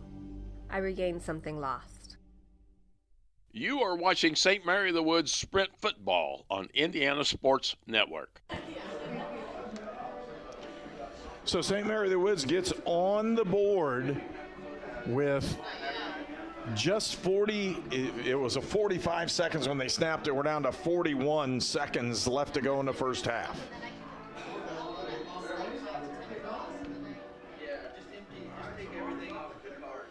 Kick is up. It's short. It's going to drop down at about the 24, and they're going to get it up to about the 40-yard line. Not much time left to go here in the first half, but again, St. Mary of the Woods got the points on the board. Hawks will get the ball here with 35 seconds to go in the half.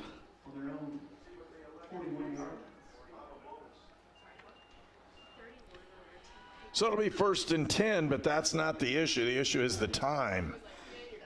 Time on the clock. They're able to run just a couple plays.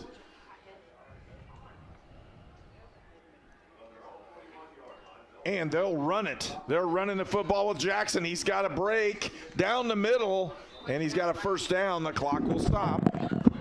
They'll get set again. 28.3 left to go. 10-yard run for Jackson there. And the clock starts again.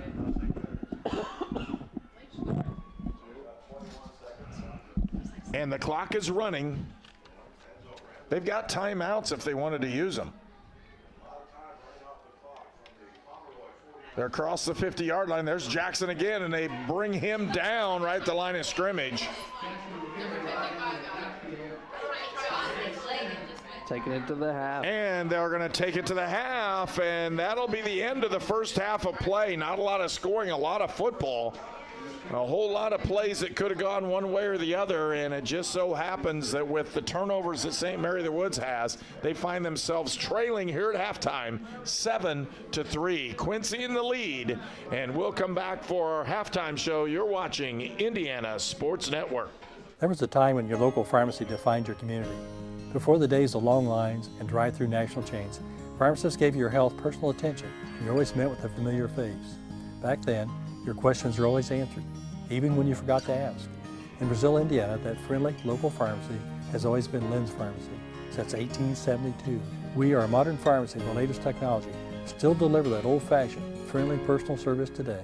Experience the tradition with your family at Lynn's Pharmacy in downtown Brazil.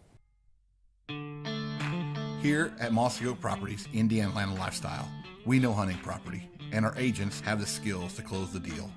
But what is it that separates us from others? We have field experience. We speak the language.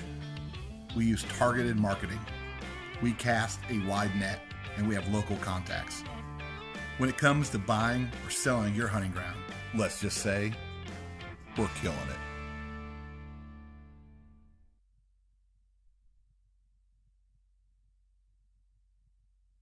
At ServPro, we offer cleaning services, including the removal of biohazard containments. We have the specialized training and products to get your property back to business. We are here to help get your business back to normal. ServPro in the Wabash Valley, here to help. I'm All-Pro running back Jonathan Taylor for York Automotive. York is my #1 pick for your next car, truck, or SUV. Shop from over 600 vehicles at yorkautomotive.com today. You're #1 at York. You are watching St. Mary of the Woods Sprint Football on Indiana Sports Network. It's time for the halftime report on the Indiana Sports Network.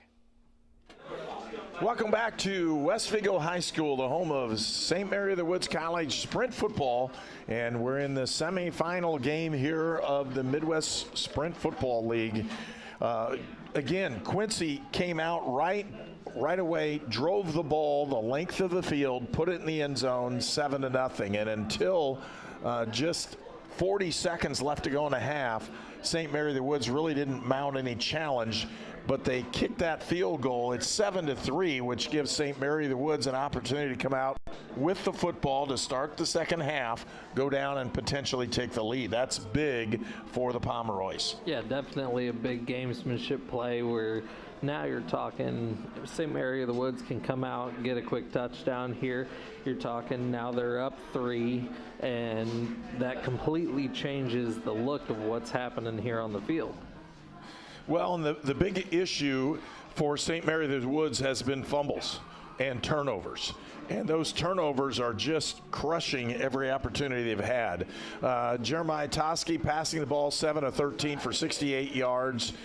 Quincy for Nick Manzo is 2 of 8 for 26 yards. Antoine Borden Jr. 1 of 1 for 8 yards. Rushing, C.J. Jackson for Quincy with 90 yards rushing the first half. He's been the bull cow. I mean, he's bell cow. He's the guy that gets it and just continues to run, goes forward, doesn't lose yardage. He's just maintained a good drive, and he's been their whole offense. Absolutely, and when you're sitting here putting up a 6-yard average on every rush, that is something that all of a sudden you're handing the ball off twice and you're at a first down. Yeah.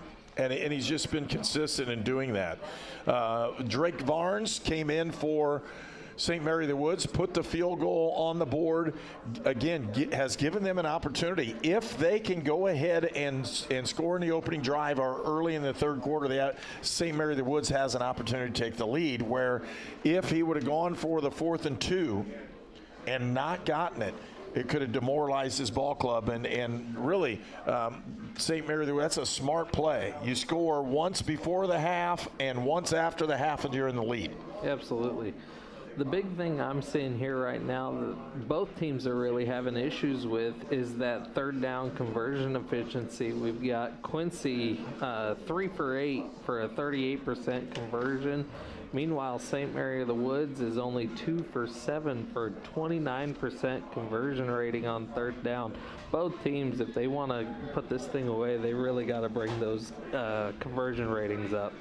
Well, and you're looking at it from both sides, but both the defenses have answered the call. And St. Mary of the Woods, after that first series, really did a nice job defensively against Quincy.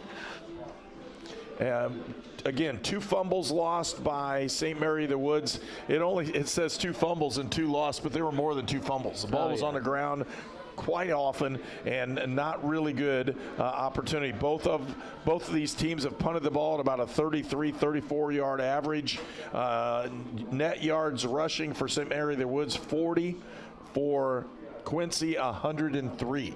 So again, there is a big difference on running the football, and that's all basically off the first drive, and that drive took over 7 minutes in the opening stanzas. You take half the quarter and you just consistently move the football and keep it out of somebody's hands. The offense pretty much was stagnant for St. Mary of the Woods in the first quarter, and in the second quarter, again, you turn the ball over and you have all kinds of issues that way. Passing wise, again, not very good in what's going on. They had 1 sack, and St. Mary of the Woods had it. It was a 10-yard loss for Toski as he got stuck in the backfield. So statistically, both these teams are very equal in a lot of ways, but again, Quincy came out with momentum in the first part of the ball game to take a 7-0 lead, and they've maintained that lead for the whole half, and that's a credit to their defense. But again, St. Mary of the Woods, if you turn the ball over a couple times and they only get 1 touchdown, and it wasn't because of your turnovers, your defense is playing pretty well. Absolutely.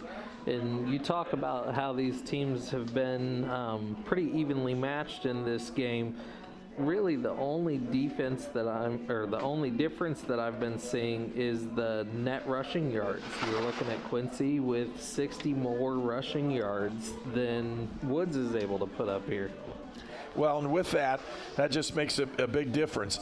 You know right now, coaches for St. Mary of the Woods are going to go in and say, look, fellas, it's now or never. Let's go get this. And they have an opportunity right away. Again, the kickoff that is going to start this third period is going to be huge for St. Mary of the Woods. They'll need a good return and to keep their hands on the football. And then they're going to need a couple big plays here in this first series to see if they can get some points on the board and take the lead.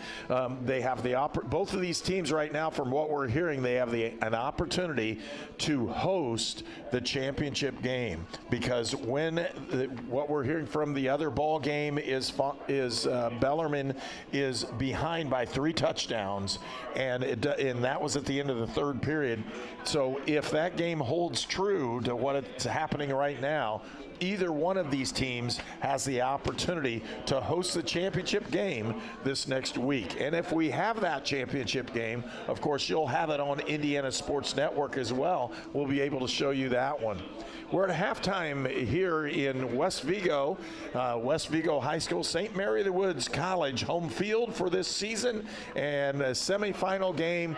St. Mary of the Woods trails Quincy 7-3. And with that, we'll be back for more. You're watching Indiana Sports Network. A+ Printing is your best place for uniforms, programs, t-shirts, and hats, plus screen printing, business printing, and documents. Get all your promotional items, including koozies and coffee mugs. Just give Kevin a call. A+ Printing does it all. Laser engraving at its finest by Fearless Designs is now available. Cups, bats, gloves, license plates, and almost anything you desire can now be a laser engraved gift for your family and friends, or a promotional item for your company.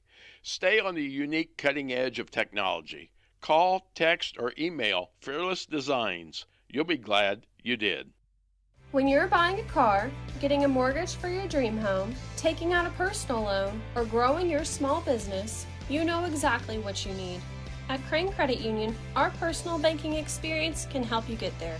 We are here to make your life easier so you can focus on what really matters. Visit cranecu.org to see how we can help you reach your goals. Crane Cares, Crane Credit Union, committed to investing in you and your community. You are watching Midwest Sprint Football League semifinal action on the Indiana Sports Network. This program is a copyrighted production of Indiana Sports Network and cannot be shown, reproduced, or redistributed in any way or in any form without prior written permission from Indiana Sports Network.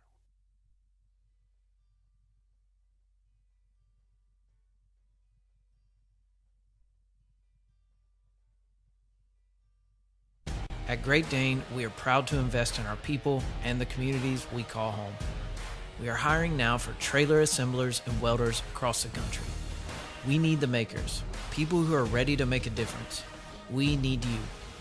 Build something bigger for yourself and your family with great health benefits, advancement opportunities, 401k, pension, and more.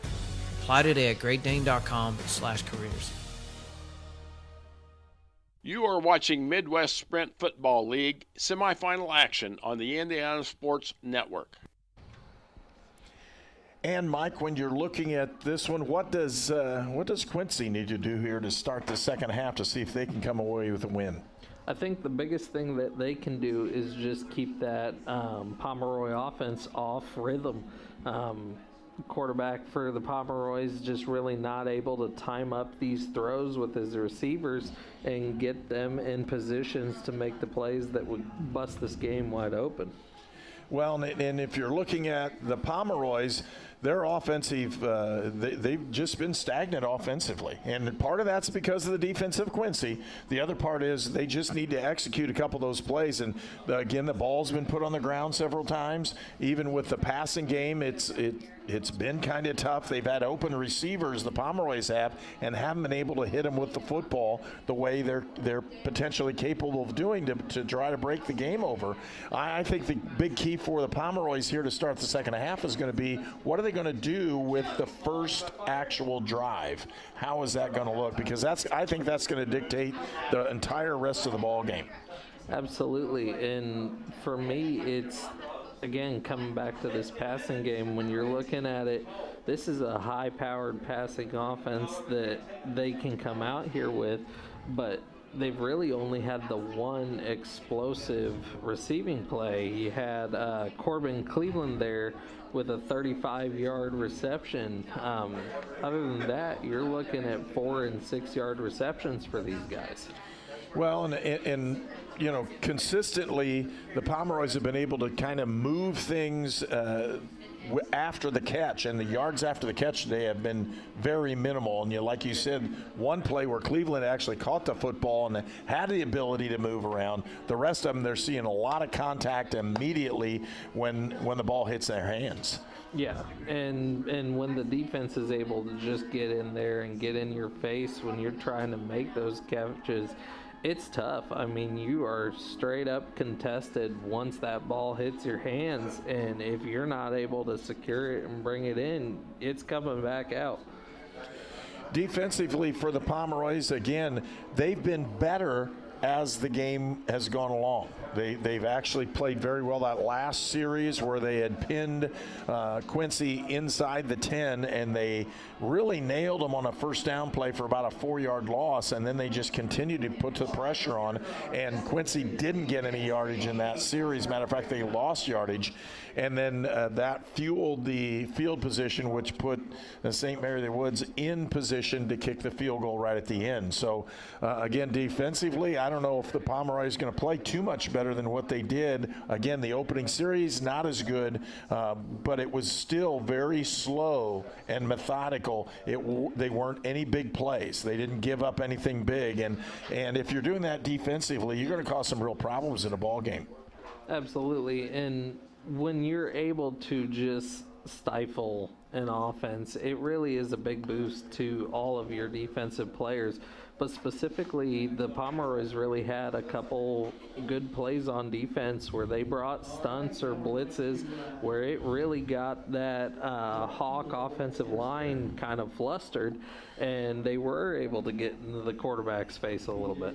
Well, and the other thing, they were able to catch their running back, and Jackson caught him in the backfield a couple times, and whether they didn't tackle him there, they slowed down his progress enough that everybody got there and made the play. So like we're talking about, this opening kickoff and this opening series for St. Mary of the Woods is going to be huge in how this ball game is determined, because right now momentum is kind of stagnant on both sides. Neither side has moved the ball extremely well, and if the Pomeroys can mount a challenge and put it in the end zone, that 10-7 lead would be huge, having an opportunity to win this thing, because neither side has moved the ball extremely well after the first series by Quincy. And again, we've seen this happen before. We were at a ball game where St. Mary of the Woods, it was a very similar outcome in the first half. Second half, every team scored every possession. So you never know what's going to happen, and you know this as well as I do. In football, you never know those adjustments at halftime.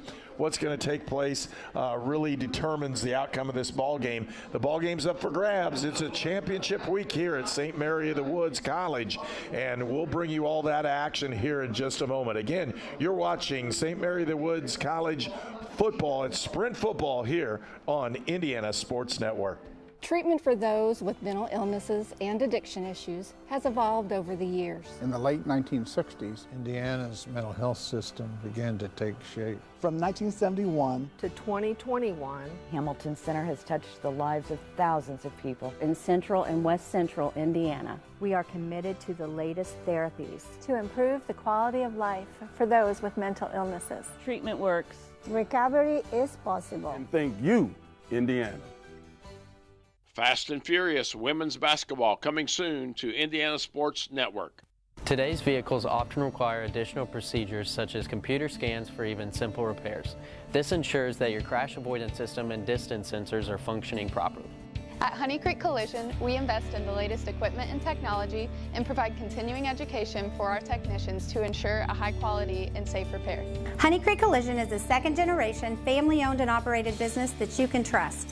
So when your insurance company asks, tell them you're going to Honey Creek Collision.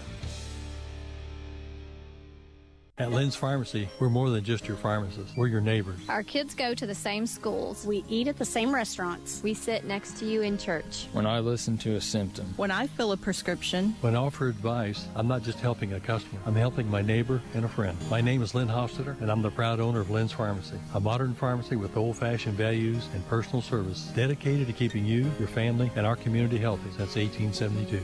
Here at Lynn's Pharmacy, downtown Brazil. Welcome to the beautiful historic campus of St. Mary of the Woods College.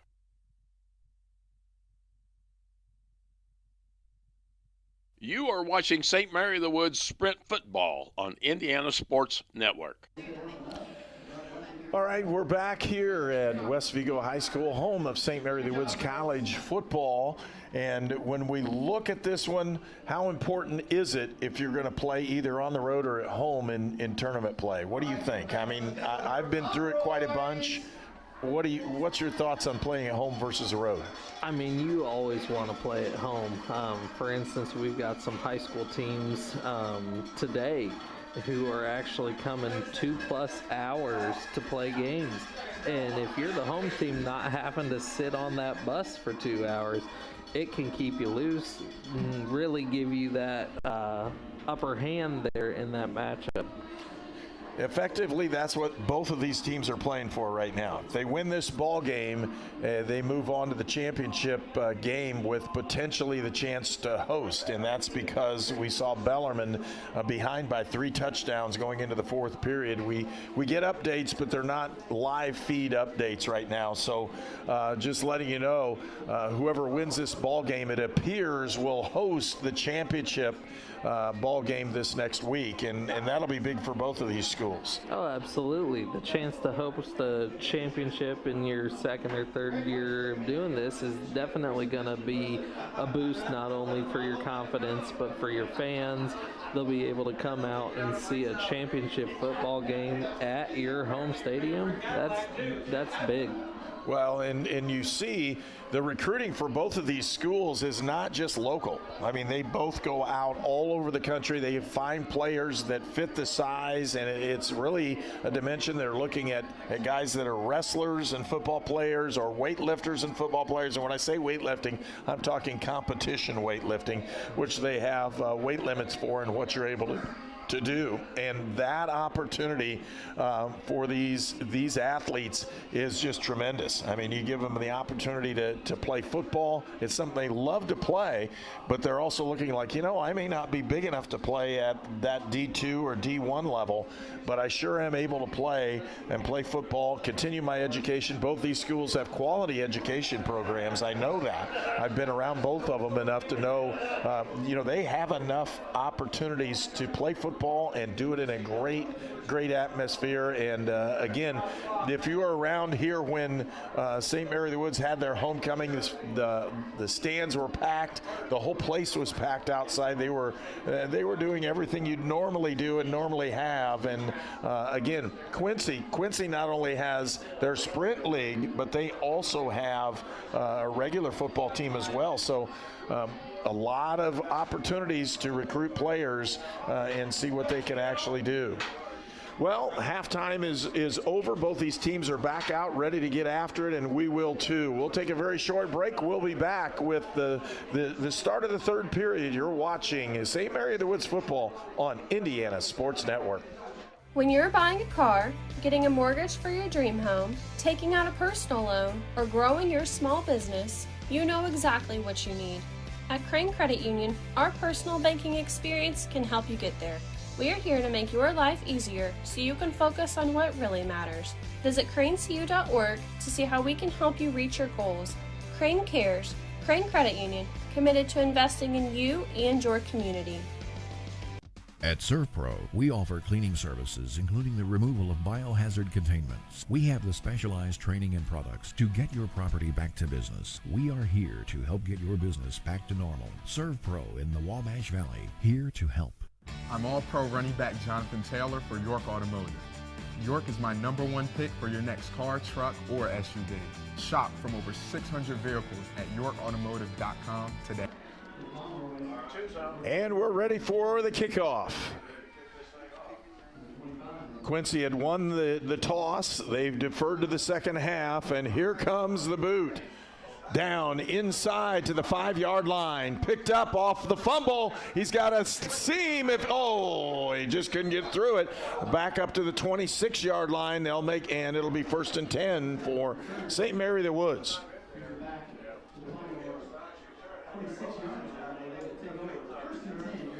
So the Woods takes over the football, 1st and 10 at the 26-yard line, and they'll be ready for this one. And I'll tell you what, there was a seam on that return that had he gotten through that seam, he potentially could have been gone. Last guy got him.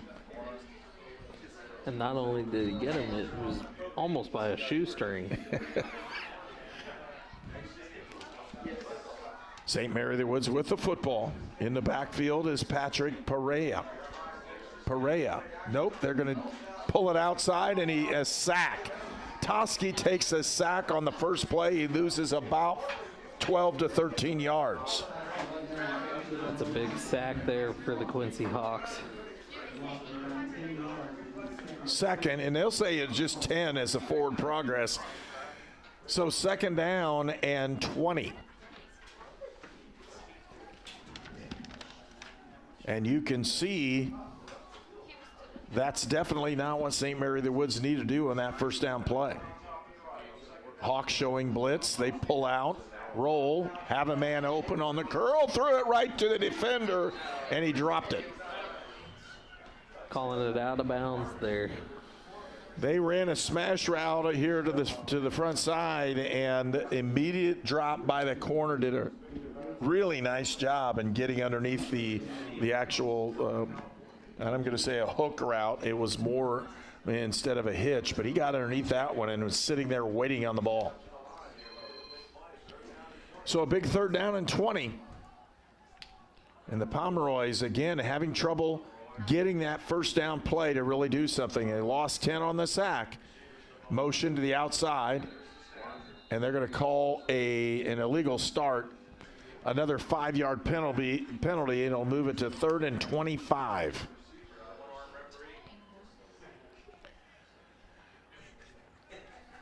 You really don't want to start like this one. 2 big losses. It'll bring it up a 3rd and 25. It's always hard to get one of these. You go 3rd and 25, do you go for the 15 and just try to move the chain so you don't get stuck in the backfield? Or do you try to actually put one up and see what happens? I think you got to go for the 15 here. I always like the big long ball, but we'll see.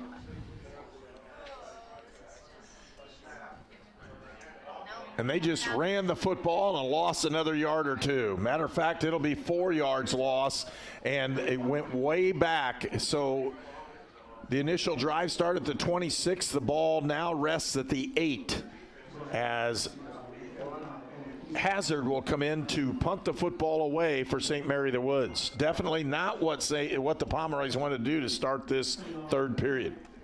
Now they're punting from their own end zone. Never what you want to see for your offense.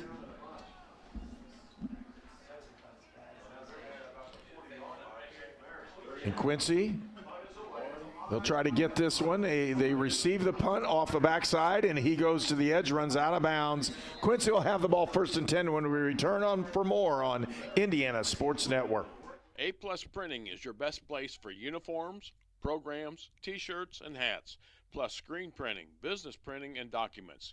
Get all your promotional items, including koozies and coffee mugs. Just give Kevin a call. A+ Printing does it all. You are watching Midwest Sprint Football League semifinal action on the Indiana Sports Network. Quincy with the football. Short field. Ball's at the 30-yard line.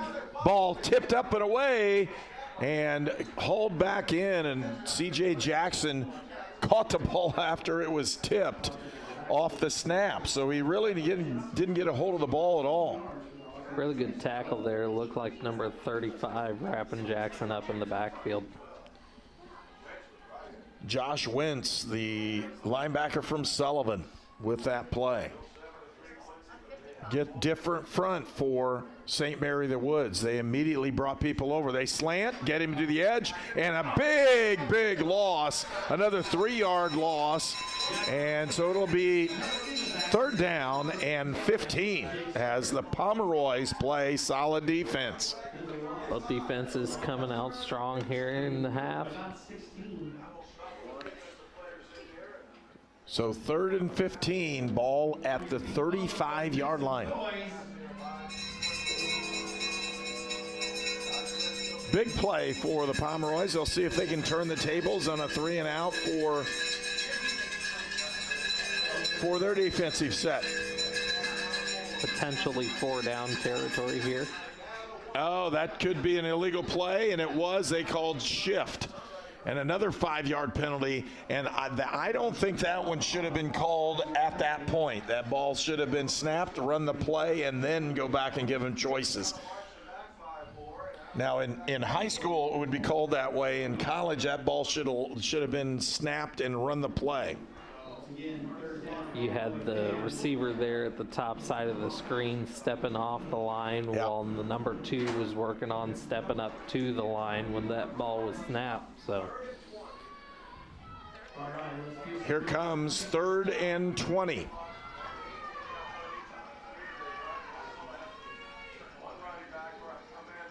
Three receivers. They're going to run the screen right down the middle. He got him. Can he break a tackle? No. They got him ridden down. The ball's loose. And St. Mary the Woods has the football. And they're saying it is a fumble and recover by St. Mary the Woods. Pomeroy ball. Pomeroys come up with the football on a big 3rd down play. And the offense is immediately sent onto the field. They'll see if they can spot that football quickly and get her going, because the Pomeroys want to run it and get it moving.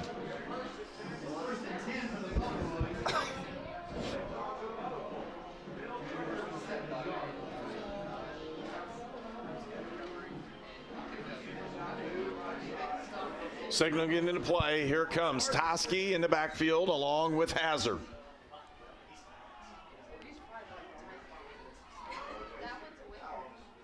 Four receivers. Motion across. They're going to hand for the jet. He's got a seam, and he didn't take it. That's in the inside. He'll pick up about a yard or two, and they get his helmet off somehow. He'll have to come out of the ball game quickly.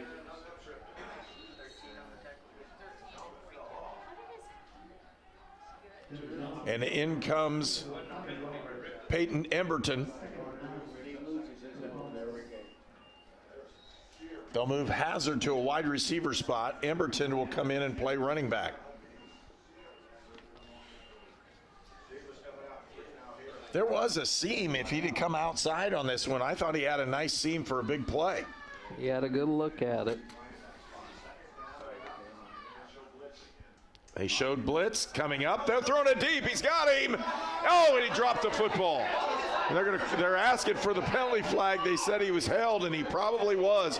And another player's down for Quincy with what appears to be an ankle as he's holding that ankle or foot, and it's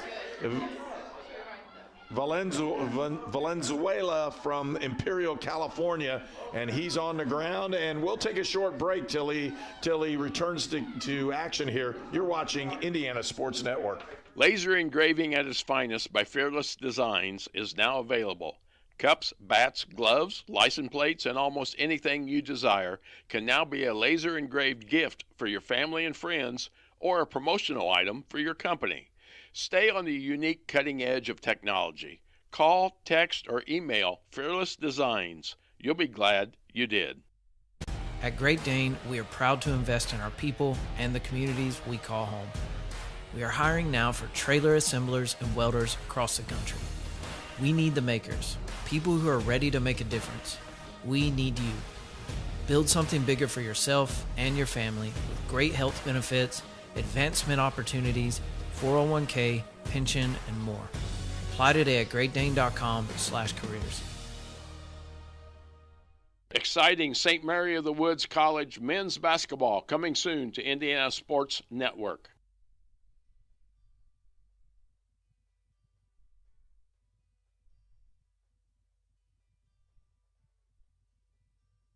Treatment for those with mental illnesses and addiction issues has evolved over the years. In the late 1960s, Indiana's mental health system began to take shape. From 1971 to 2021, Hamilton Center has touched the lives of thousands of people in central and west central Indiana. We are committed to the latest therapies to improve the quality of life for those with mental illnesses. Treatment works. Recovery is possible. And thank you, Indiana. Today's vehicles often require additional procedures such as computer scans for even simple repairs. This ensures that your crash avoidance system and distance sensors are functioning properly. At Honey Creek Collision, we invest in the latest equipment and technology and provide continuing education for our technicians to ensure a high quality and safe repair. Honey Creek Collision is a second-generation, family-owned and operated business that you can trust. So when your insurance company asks, tell them you're going to Honey Creek Collision.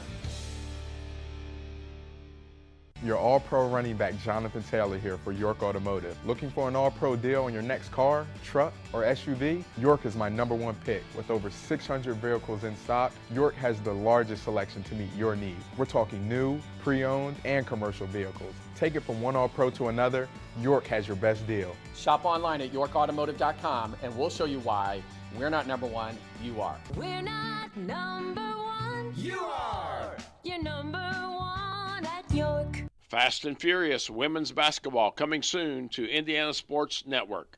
You are watching St. Mary of the Woods Sprint Football on Indiana Sports Network. At Lynn's Pharmacy, we're more than just your pharmacist. We're your neighbors. Our kids go to the same schools. We eat at the same restaurants. We sit next to you in church. When I listen to a symptom. When I fill a prescription. When I offer advice, I'm not just helping a customer. I'm helping my neighbor and a friend. My name is Lynn Hofstadter, and I'm the proud owner of Lynn's Pharmacy, a modern pharmacy with old-fashioned values and personal service dedicated to keeping you, your family, and our community healthy since 1872. Here at Lynn's Pharmacy, downtown Brazil.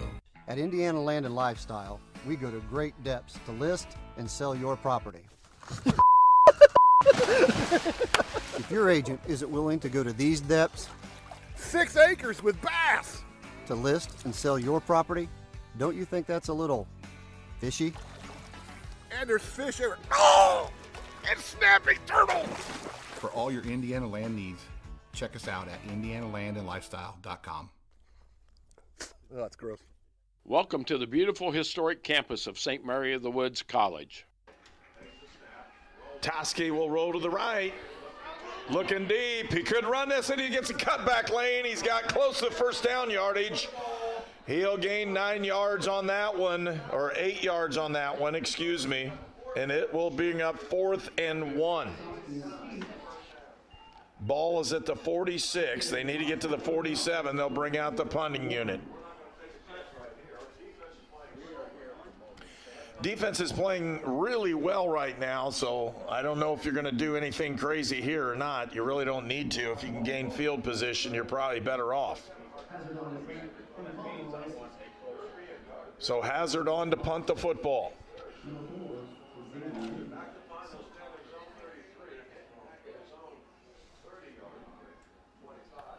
Snap went over Hazard's head. Hazard could run with it. He does. Here he goes. It's Hazard off the side. He's going to get wrapped up, and he's short of the first down, but he's right there, and there's a flag on the sideline. It could be a hold. We'll see. Or, excuse me, a face mask. We'll see what it is. Those are 2 spots. Wild series of events there.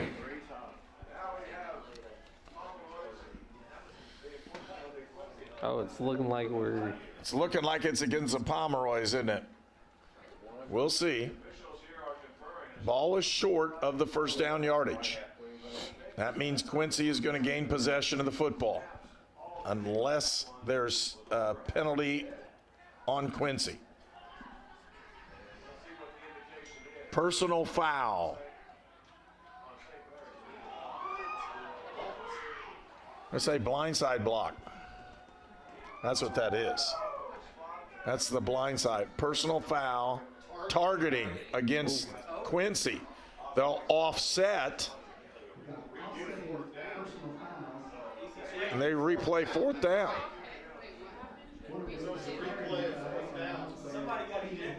And then somebody's going to be gone. They have a targeting call. College football targeting is an ejection.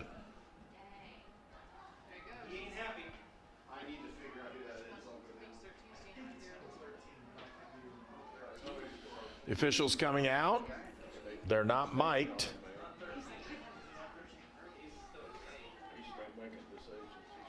Targeting.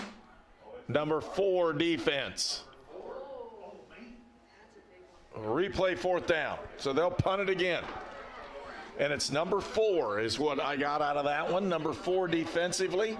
Looks like Kyron Dwayne. It's the second one. The second one? Yeah, That'd be Hinton. Xavier Hinton. Yeah, Hinton would be the second one. He's from Columbia, Missouri, Battle High School. If he is ejected, then he cannot play the rest of the ball game. There's a snap. And another flag's down. We'll see what this one's on. Did they get an offsides?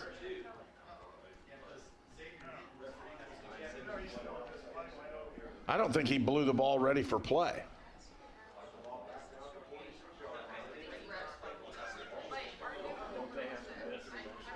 So a little bit of confusion on how this is run. Here we go. Clock's going to start.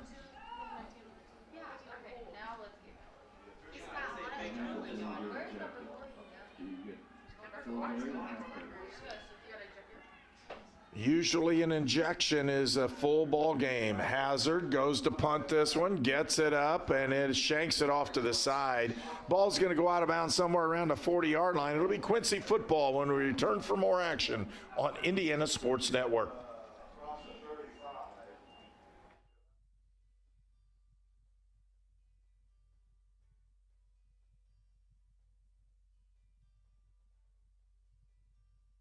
Welcome to the beautiful historic campus of St. Mary of the Woods College.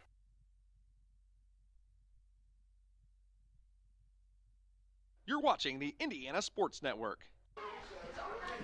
Quincy with the football after that wild punt exchange of possession.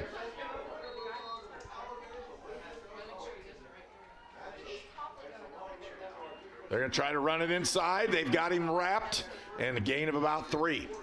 Great fill by the linebacker there.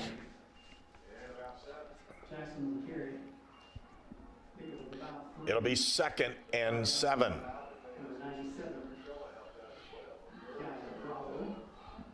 Again, opportunities for both of these teams. They're just not capitalizing on offense. Couple 3 and outs. 9 minutes left to go in this third period. 3 receivers at the bottom of the screen. Motion across with the H-back. They're going to run the power ball's loose on the ground. And doesn't happen that way again. Antoine Borden. The amount of footballs we've seen on the ground today is a little surprising. It's a beautiful day. You shouldn't have trouble holding on to the football. Yeah, there's no sorts of weather that's hampering your ability to control a football today. 3rd and about 14. So a big 3rd down play for Quincy. He's going to roll out to try to throw it, and he got him back there and sacked him. And with that, you've got a flag down, and it is back. It looks like a potential holding, but I don't know which side we're going to call it on. Linesman called it. So with that flag down, it doesn't look good for St. Mary of the Woods. Could be defensive holding. I don't know if the Quincy quarterback just saw the flag or what was happening there, but at the end of the again, play, 1st down, Quincy off of that penalty. But yeah, at the end of the play there, he had that ball in a very precarious position. So it'll be 1st down after a 15-yard penalty. Moves the ball up close to midfield. Ball will rest at the 48-yard line, where it'll be 1st and 10 for Quincy.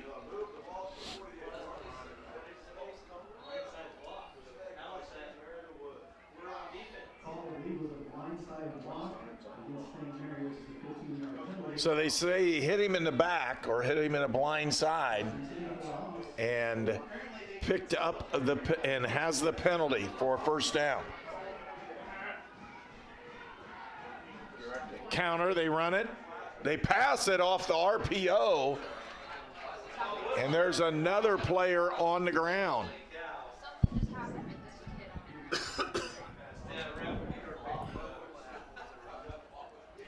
Pass was completed, 2nd, and they only gave him 5 yards. They didn't give him forward progress on that one.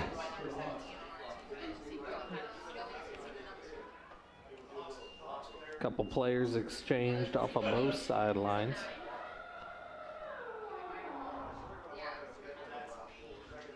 And here it comes. 2nd, and they're going to say 6. They gave him 4 yards on that catch, and looked like he was 6 or 7 down the field when he touched it.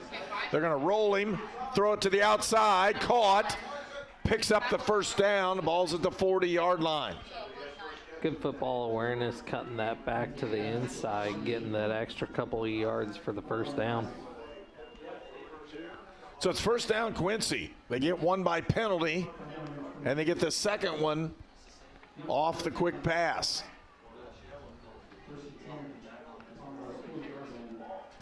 Quincy running that clock down.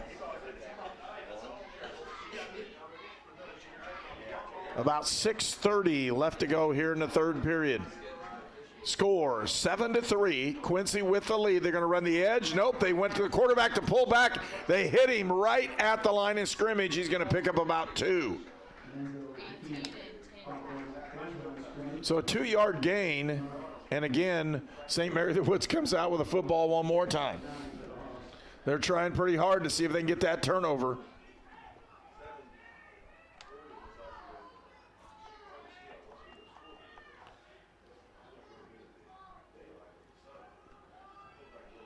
So second, and they're going to give him 1 yard on the play. 2nd and 9. Talk about the contrasting styles of these offenses. Quincy here with the huddle. They go to run the counter up the middle, and he'll pick up about 4 yards on it. That'll make it 3rd and 5. And Quincy's just content to run and run and run and maybe throw a little quick one to pick up a first down. They're playing keep away from St. Mary of the Woods effectively with their offense. Always interesting to see a counter run with that motion there. You don't see that often. Well, they really haven't run the ball off the edge, off the jet either. They've run it, one time, I think? I believe so. Just enough to try to keep you honest, and that's it. 3 receivers, bottom of the screen. Looking, they run the draw. They've got him wrapped up in the backfield and taking him down. It'll be 4th down. Big hits there by the Pomeroys.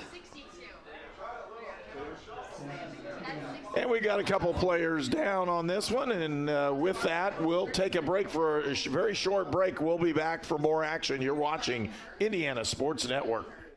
There is a greatness inside of you, a passion, a strength, a determination.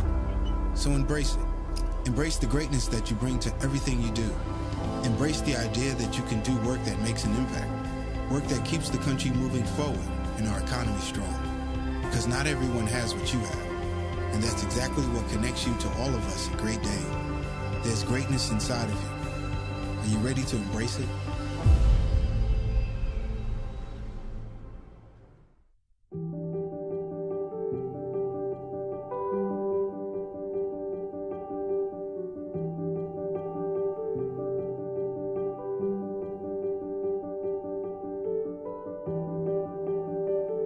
Grace Clinic Health Professional.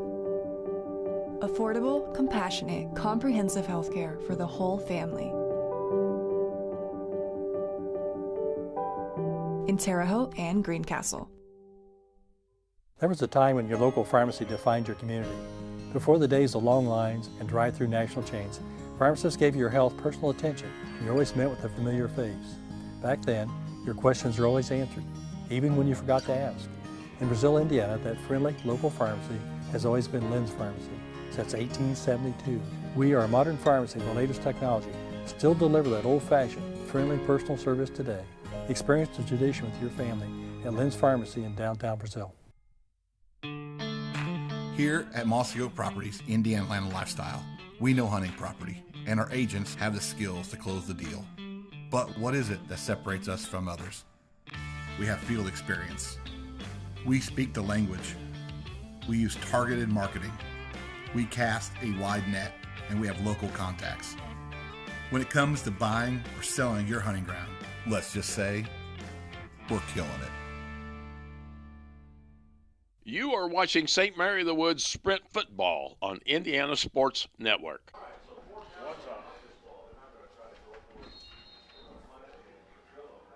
Quincy's going to punt the football. 4th and 6, or will they? They may go for the fake. Nope, he punts it. Not a great punt. Rolling away, that ball's bounding out of bounds at the 5. So it'll be St. Mary of the Woods football at the 5-yard line. During that commercial break, we got the news that it looks like Calumet has put the game away, ended up winning 28-14. So that does mean the winner of this game here does go into the championship with that home field advantage. So you heard that one right. Here it comes. Whoever wins this ball game hosts next weekend. Big opportunity for both of these teams. Whoever wins hosts the championship game. And right now, St. Mary of the Woods trails 7-3. Looks like they're going to their full house A formation goal line style offense. They'll run a little offense. Nope, they're going to switch it up. Edge. They hand it up the middle, and he could. Nice run up the middle. Potential first down for Keandre Jones. They are calling it a first down here. It's a first down for St. Mary of the Woods. Don't be surprised they just stay in this offense. And it's very surprising they didn't use it in the first half.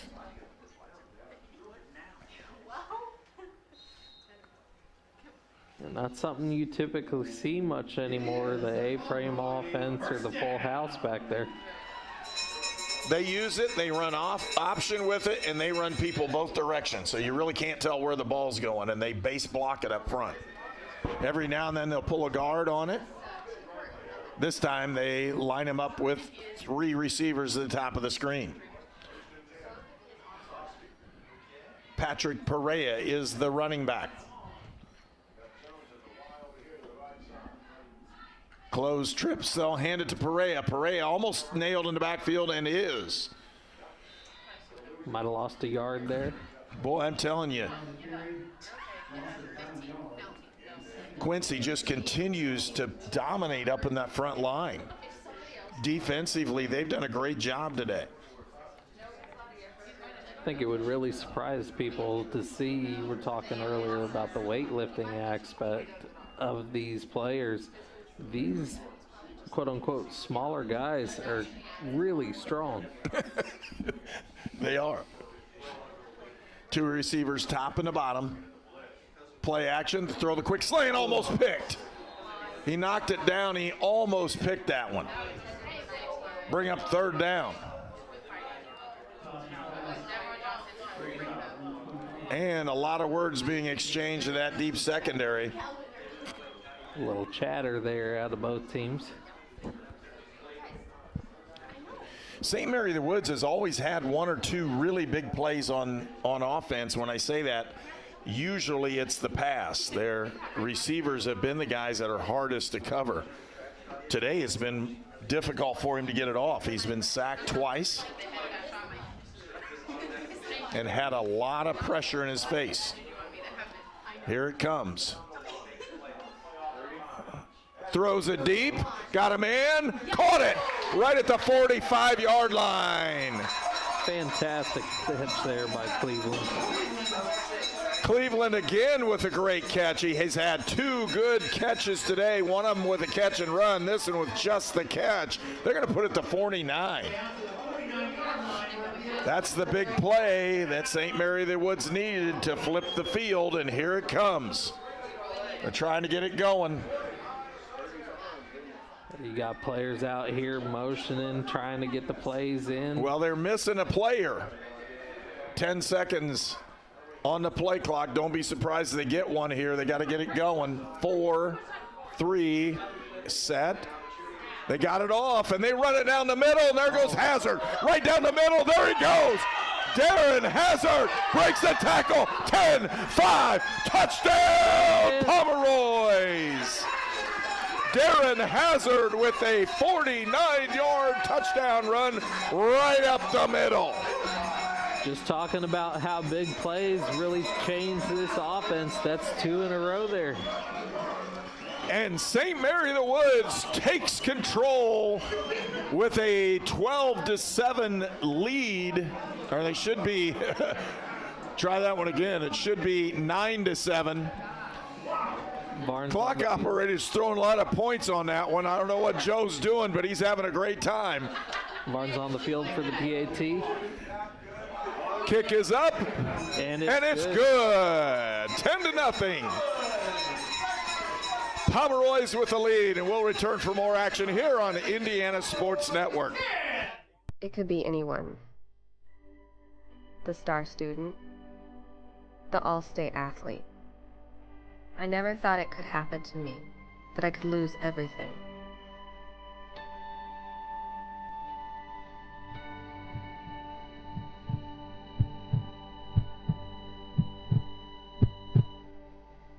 I found help, I found hope, I found recovery. I regained something lost.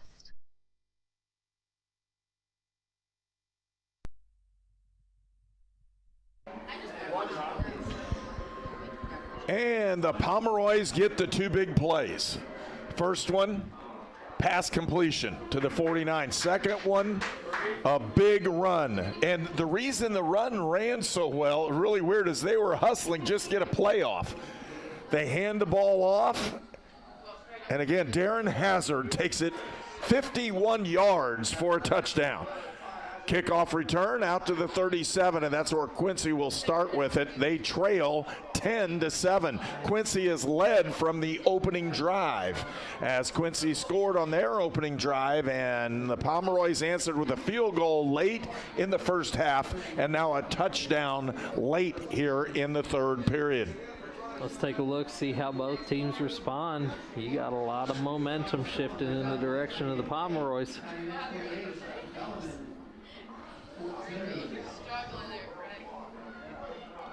Quincy with a football.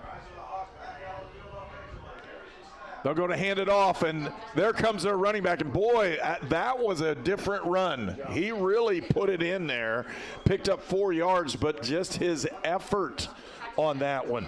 A lot different than what we've seen. C.J. Jackson really put that one in and took off with it. He really did. He kind of downshifted there, found a different gear, and hit the hole. Borden, the quarterback. Jackson, the running back. Got 5 yards on the play. Second, ball's loose. Ball's loose. Pomeroys have the football.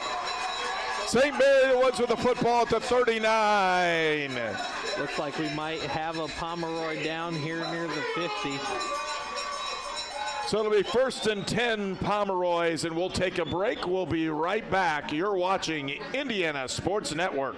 The city of Brazil was founded in 1866. By 1876, there were 2 schools, 7 dry goods stores, 2 hardware stores, 4 churches, and 5 drugstores. One of those drugstores is still there today, Lynn's Pharmacy. Lynn's Pharmacy has grown from a small neighborhood drugstore to a modern pharmacy, offering prescriptions and medical equipment with old-fashioned values and unparalleled service. You can even step back in time and visit Lynn's Soda Parlor Here at Lynn's Pharmacy, downtown Brazil. DeBrian Bush was the injured player. He appears to be just fine, as it looked like he knocked the wind out of him. He got up and ran off the field, and the Pomeroys with the football. Yep.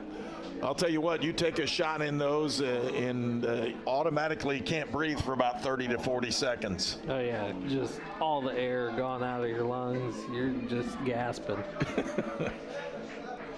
I can remember those days. Oh, yeah. For me, they were a long time ago. Here we go, the A formation. Full house backfield till they shift, and they do. Hazard shifts to the right. Still have 2 running backs in there, and they're going to hand the ball off inside with the counter. Nice move. He didn't get very many yards, and there's a penalty flag. It could be an offsides. Nope, they're going to say illegal procedure against the Pomeroys. It'll move it back 5 yards. Pomeroy's just getting a little excited there.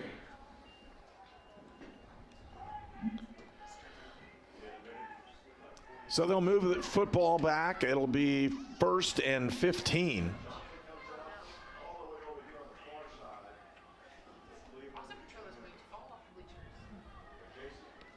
A lot of football being played this weekend. Again, we're happy to bring you this one.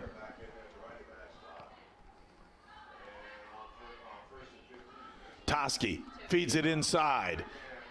Perea gets nailed, and there's a holding call right in the middle. Penalty flag, and they're going to move this one back. That'll go from the original line of scrimmage and take it back. So it was 1st and 10, 1st and 15. That'll be 1st and 25. And the reason why is, again, that hold happened in the middle. They take it from the line of scrimmage. It'll be, again, 1st and 25.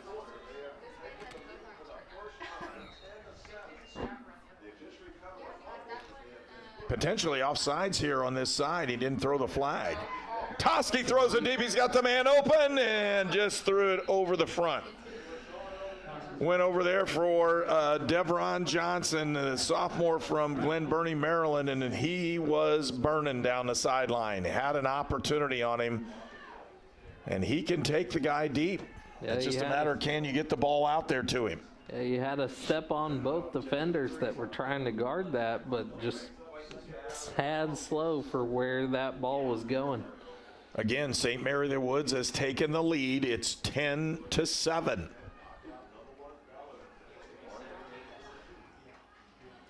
Second down and 25, looking deep.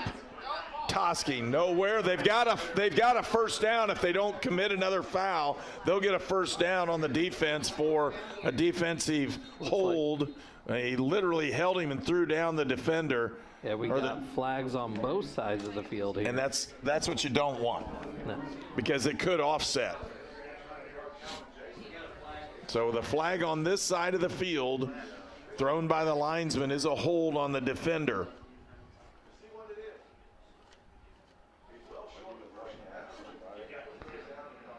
And we'll see how this one works. Holding offense, holding defense. They'll both offset, and they'll go back and replay this one. So what could have been a quick first down for St. Mary the Woods cost them. That's the one you don't want to have happen. I'm like, yeah, they potentially have the first down with that hold. Oh no, there's another flag. St. Mary the Woods now, second down and 25. They'll replay the down. Looks like we got trips to the far side here. And you've got Johnson in the slot of the trips, which means he could take the big burner here. Boom, looks, he took the big burner. He's got a chance. Oh my goodness. Overthrew him. Line gave him time. They had enough of it. Third down and 25. It's been a defensive struggle. We're under 1 minute left to go here in the third period.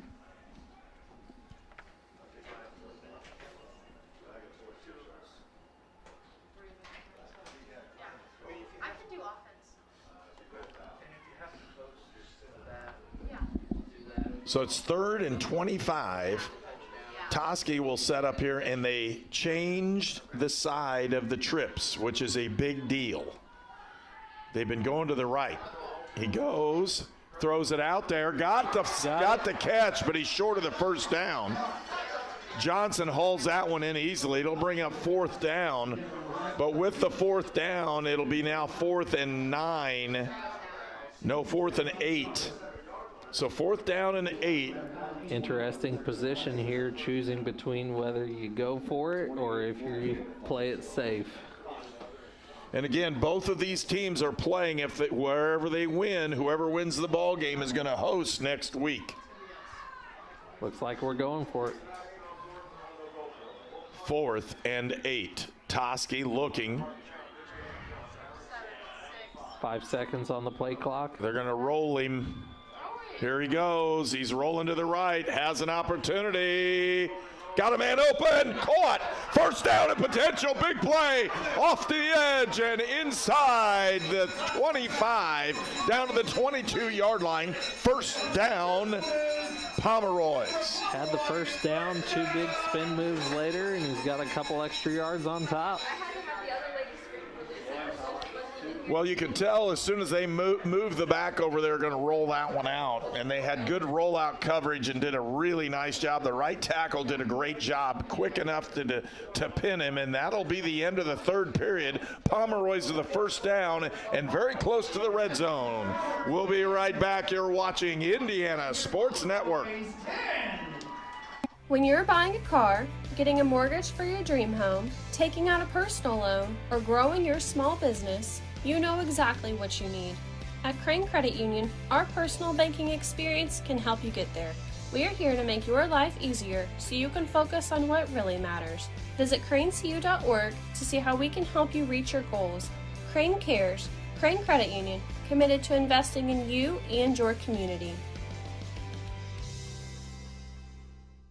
At ServPro, we offer cleaning services, including the removal of biohazard containments. We have the specialized training and products to get your property back to business. We are here to help get your business back to normal. ServPro in the Wabash Valley, here to help.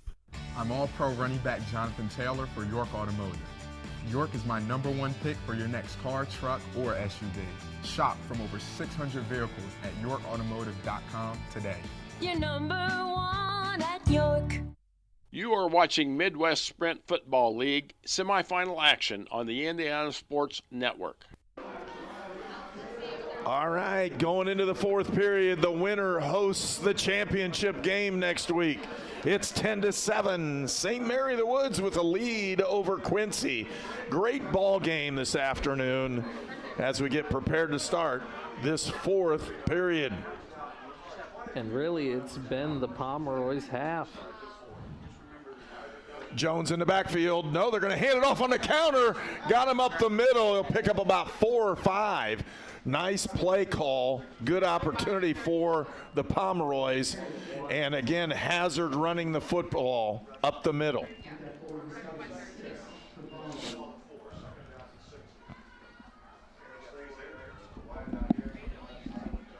Second, and we'll say 6. Gave him 4 yards. Jones will sit back. Keandre Jones up the middle. He's got a hole. Closed quickly. Broke a tackle. He's close to the first down yardage. Big broken tackle. Looks like we got a Hawk without his helmet, so that he will probably be coming out here. Peyton Pemberton, the running back from Whiteland, comes into the ball game, and he'll replace Jones.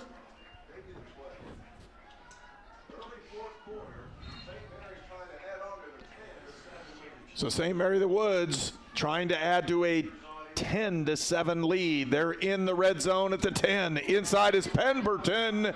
He drives it down inside close to the 5. Now they're going to give him at the 7. They say fell short. Now what's interesting here is the Pomeroys could still get a first down before the end zone.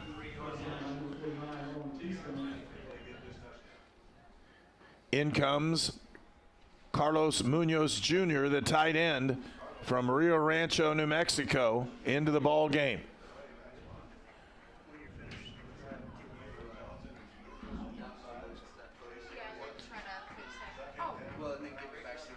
Inside, it's a run. Here he goes to the edge. He could score. Touchdown, Pomeroys. Darren Hazard on another carry and score. And the Pomeroys take a big-time lead now in this ball game. This is big, scoring this extra touchdown. They're up 9. They'll see if they can go up 10 here with the extra point. Got outside of that defensive end and just made his way to the pylon. Love to see it. Drake Varnes steps up. He's going to see if he can kick this one through to give them a 10-point lead. Kick is up, and it's good. A 10-point lead for the Pomeroys here with 13:26 left to go in the fourth period. And we'll be back for more on Indiana Sports Network. At Great Dane, we are proud to invest in our people and the communities we call home. We are hiring now for trailer assemblers and welders across the country. We need the makers, people who are ready to make a difference. We need you. Build something bigger for yourself and your family with great health benefits, advancement opportunities, 401k, pension, and more. Apply today at greatdane.com/careers. You are watching Midwest Sprint Football League semifinal action on the Indiana Sports Network. Welcome back. Again, the Pomeroys just scored. It's 17-7. And we're ready for the kickoff. Solid defense for the Pomeroys in this ball game, all except for the first series. We'll see if they can hold up the rest. Joshua Wentz kicks this one, gets it down to the 15. And it looks like they're going to hold him down. Oh, he just about squeaked through that one. The ball's up to the 30-yard line, and it's Quincy ball. They'll put him at the 31.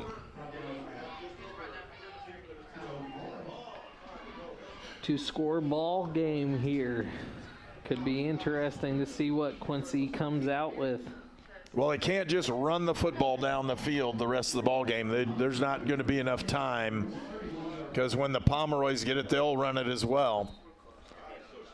13 minutes left to go in the ball game.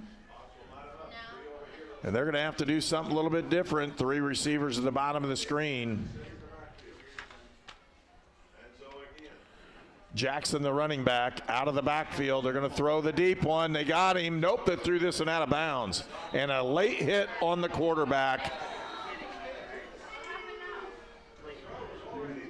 Delon Harvey from Quitman, Georgia, hit him just after he threw it. He had the complete arm motion down. Once that arm motion comes all the way down, they're going to give you that one every time. Seen a couple of those just needless penalties here from both teams today. We'll see how it goes here.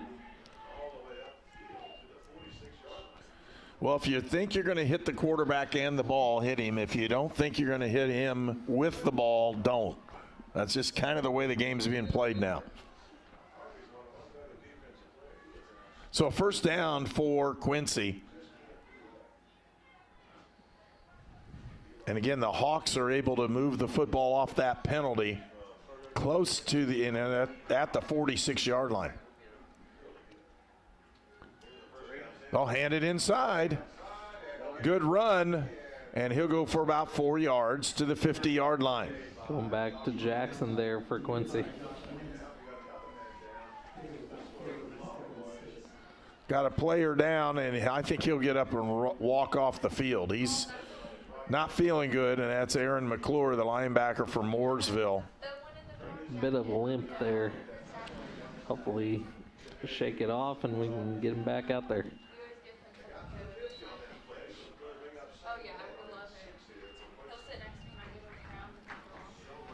$13 minutes, just under it now into the ball game. 13 minutes to go.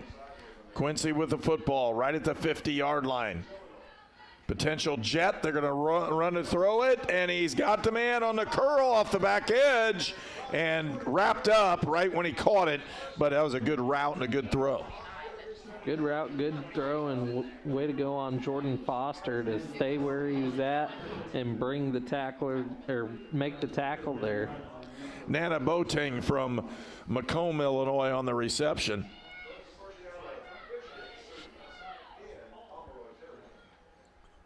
Again, a good throw that time by Antoine Borden Jr. Salacauga, Alabama. That one I haven't been to. There's a couple of these places I haven't. Trips. Borden throws a quick out. He's got it there, but they're going to tackle him inside and keep the clock running. Host of Pomeroys kept him in front of them. Well, I'll tell you what, the defense, like I said, has played very well. Everything except the first drive. And the first drive wasn't bad. It took them like 14 plays to get it in, but.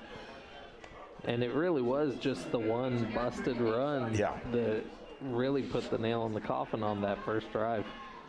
3 receivers, bottom of your screen. High snap. Nice job by Bolton. He's got a man open down the sideline, and great defensive play. The safety and the corner were both there. Safety came over and really got there in Petrillo, but the corner made the play, and that corner was number 28, Jordan Foster. Back-to-back plays there where he's making himself present. And again, for Jordan Foster, he's a freshman from Perry Meridian in Indianapolis, played at Liberty Prep Sports Academy as well.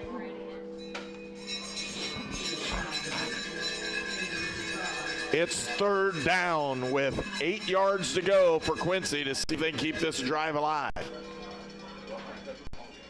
Ooh, quick one. Almost got him. Quick out. Nice catch. And immediately there's going to be a penalty flag, and it's going to be on Quincy, and I don't know what it is. But the coaches on this side were all ecstatic because they knew what he was throwing it on. Ineligible man downfield, that's what it is, because you're going to see that on the sideline. Man, and I don't know if you've ever screamed that before, but I bet I screamed that 20 times this year. because once you get that scramble mode and a lineman goes down the field, and you can pick that one up on the lineman downfield call, 5 yards, loss of down, and away you go. It's a big penalty there for Quincy when they're in crunch time and they need to get this ball into the end zone.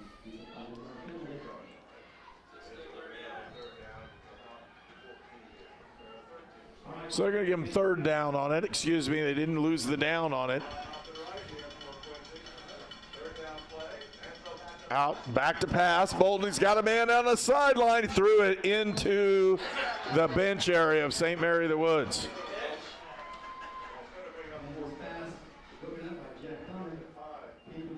Brings up fourth down here. So 4th and 13, this is a big play for Quincy with 11 minutes left to go. The Pomeroys with the way they move the football the last 2 drives, they've kind of regained their offensive prowess that they've had early in this season, and they're going to cause Quincy to punt the football. Austin Petrillo back to return it.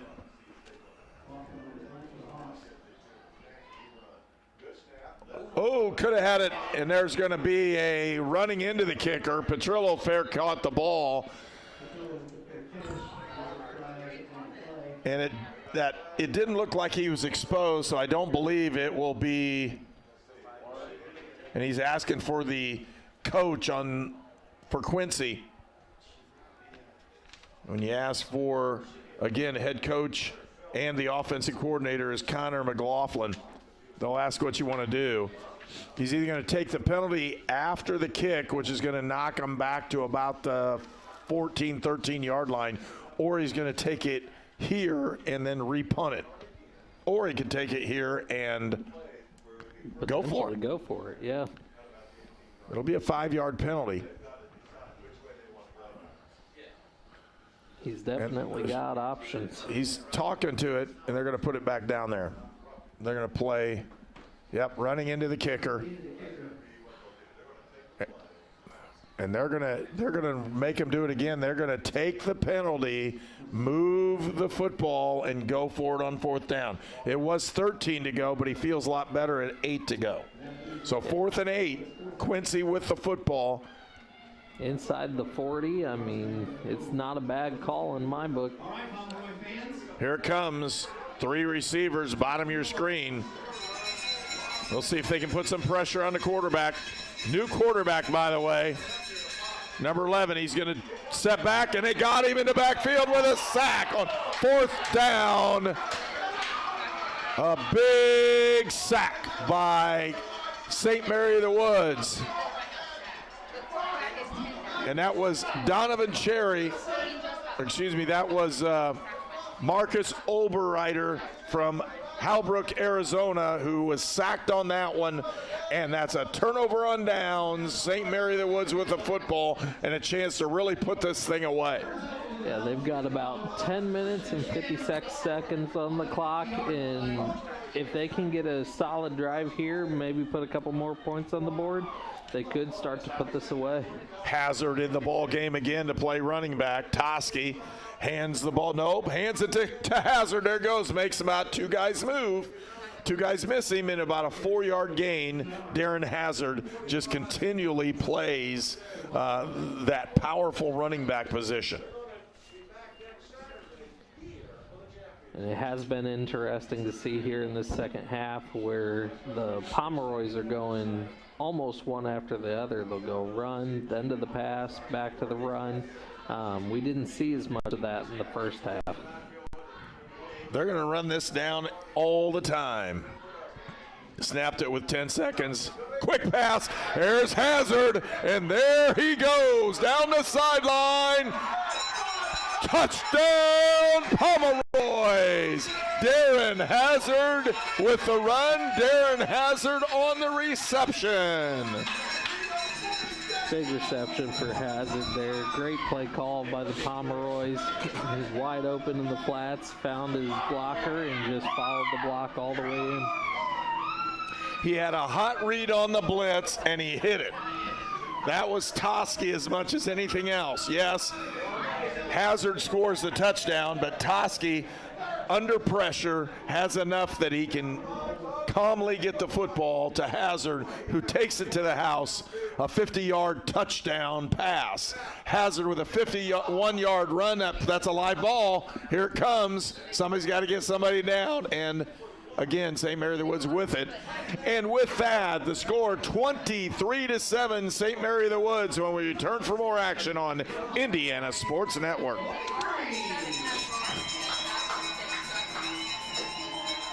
Exciting St. Mary of the Woods College men's basketball coming soon to Indiana Sports Network.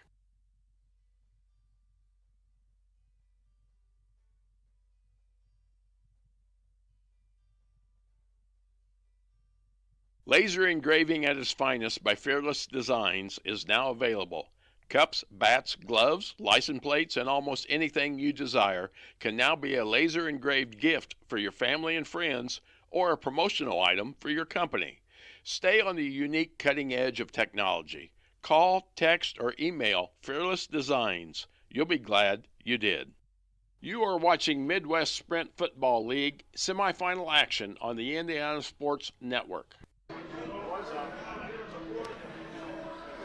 Big plays for St. Mary of the Woods here in the fourth period to basically put the ball game away, 23-7 with 10 minutes left to go.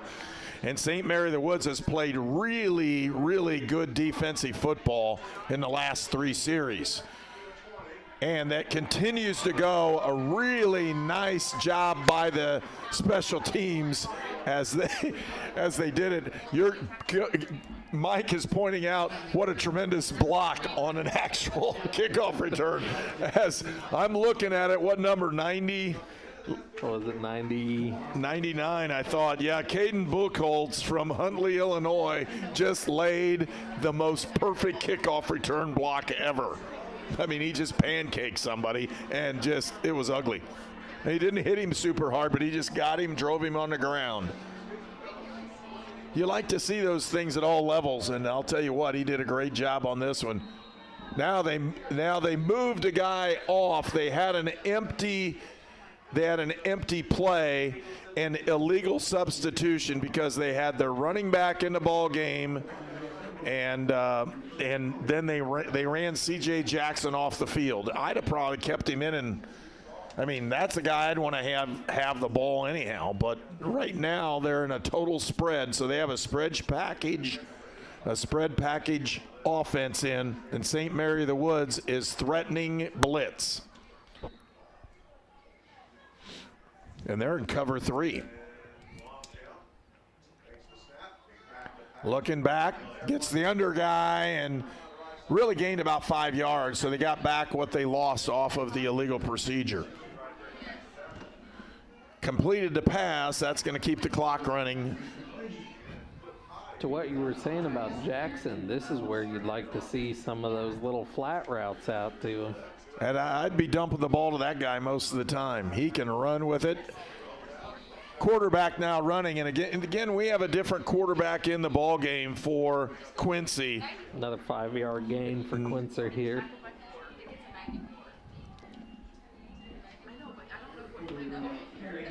Appears to be Marcus Oberritter. So a 3rd and 5 now for Quincy. 3rd and 5, big play. They almost had him in the backfield. They throw it out there. That'll be a first down for the Hawks as he gets out of bounds. A nice play. And a good pass completion to number 9. That's Xavier Carr from Culpeper, Virginia. Moving the ball pretty efficiently there. Got about 9 minutes left in the quarter.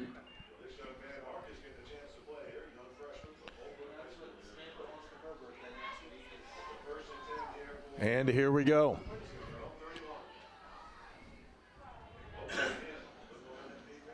He gets it up. Deep pass down the middle. Oh, should have been picked off.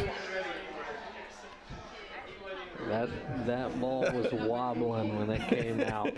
Jordan Foster had it, and well, you can really tell when he's on the field because I'm just letting you know, if you can't see those fluorescent shoes, there's really wrong. There they are at the left-hand side of your screen. You can really see those babies. Look at those things. Woo.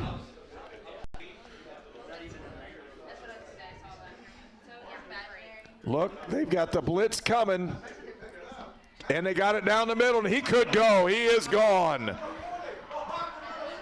And the Hawks are going to score a touchdown here. Number one with that one on the snag. Nana Boateng from Macomb, Illinois scores, and immediately it's back and forth, and that's what you get. Get that diagonal route across the field from that empty set, and he's just sitting there wide there. Wide open, they got him. They couldn't get enough pressure to quarter. If you can get the pressure on a quarterback, that's what you need to do. Here it is, 23-13. So still a 10-point game. They're going to go for two to make it a one-score ball game to see if they can pick up some points that St. Mary the Woods missed. Quick set for the offense.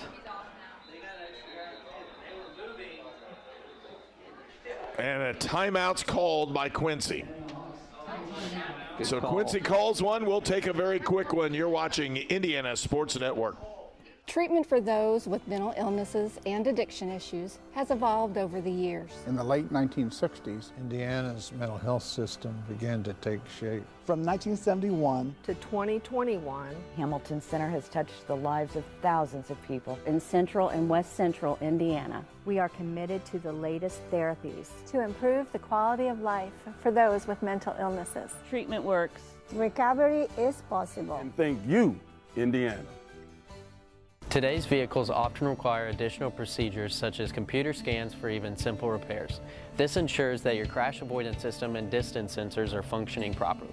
At Honey Creek Collision, we invest in the latest equipment and technology and provide continuing education for our technicians to ensure a high quality and safe repair.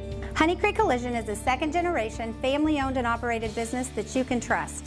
So when your insurance company asks, tell them you're going to Honey Creek Collision. Here's the big play, extra point, going for two to try to make it a one-score game. And it's incomplete. And with that, again, 23-13, it's still a 10-point lead for St. Mary of the Woods. Would have been a tough catch for the receiver there, thrown slightly behind him, but he had a hand on it. Let's pause. We'll be right back. You're watching Indiana Sports Network. When you're buying a car, getting a mortgage for your dream home, taking out a personal loan, or growing your small business, you know exactly what you need. At Crane Credit Union, our personal banking experience can help you get there. We are here to make your life easier so you can focus on what really matters. Visit cranecu.org to see how we can help you reach your goals.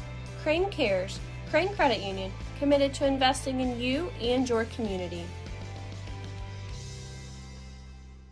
Your All-Pro running back Jonathan Taylor here for York Automotive. Looking for an All-Pro deal on your next car, truck, or SUV? York is my #1 pick. With over 600 vehicles in stock, York has the largest selection to meet your needs. We're talking new, pre-owned, and commercial vehicles. Take it from one All-Pro to another, York has your best deal.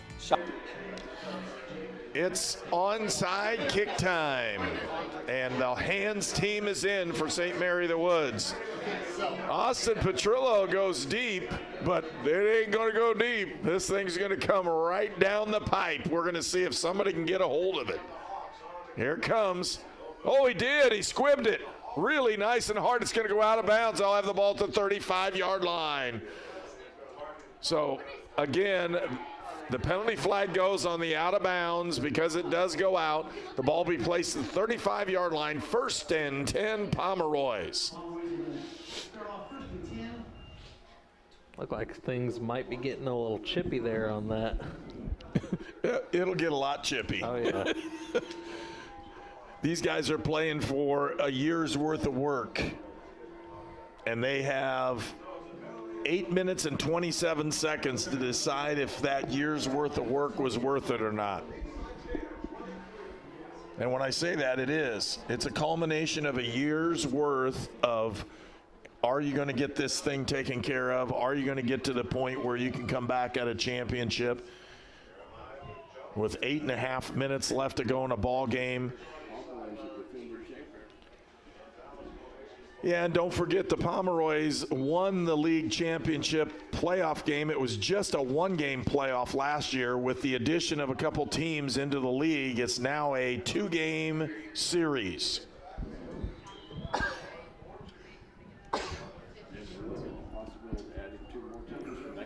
And they're talking about adding a couple more teams this next year. And don't be surprised if it goes to a East and West League or something like that here in the near future. These schools that have added sprint football have added multiple players and multiple students to their institutions. And they're not losing money on this, folks. They're gaining money because you end up with players that play.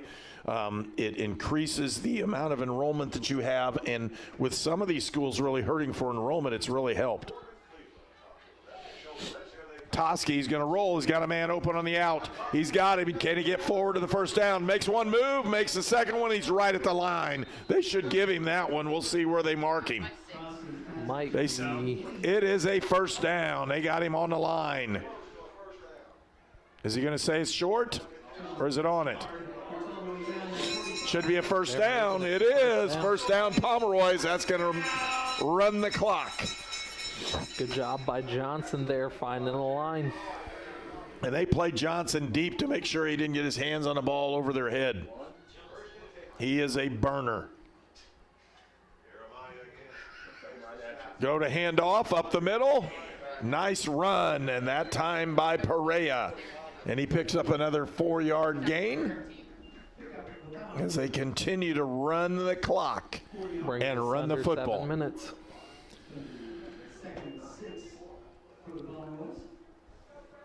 You get 2 or 3 minutes on these, you're fine. 10-point lead. Right now the game is in control by St. Mary of the Woods.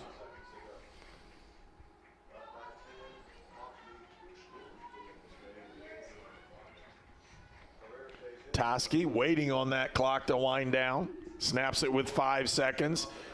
Perea up the middle, gain 2. About 4 yards to go here for a first down.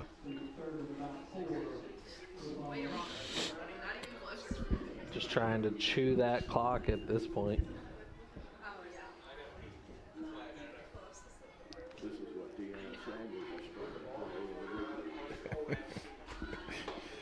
Third down and 4.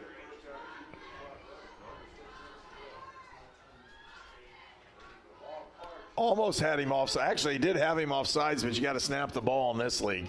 It's not like high school where if he just crosses a line, you get one called. Toski looking, throws the out, got a man. It's caught for the first down, and he thought about trying to make the move and go, but he just ended up with his knee on the ground. First down, Pomeroys. Ball at the 44. Another good look for Toski, finding Johnson in that first down marker. 5:30 left to go in the ball game. And the Pomeroys are just content to move the ball and move the chains. Don't have to go deep, just have to keep moving. 3 receivers, they look at the bubble. Instead, it goes right up the middle to Hazard, and he gets bottled up. Looks like he got back to the line. They may give him a yard on this one. Nope. It is just back to the line of scrimmage. Here in comes Jones. Keandre Jones, the running back.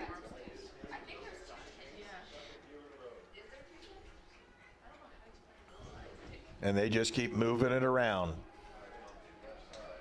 10 seconds till they have to snap the football here.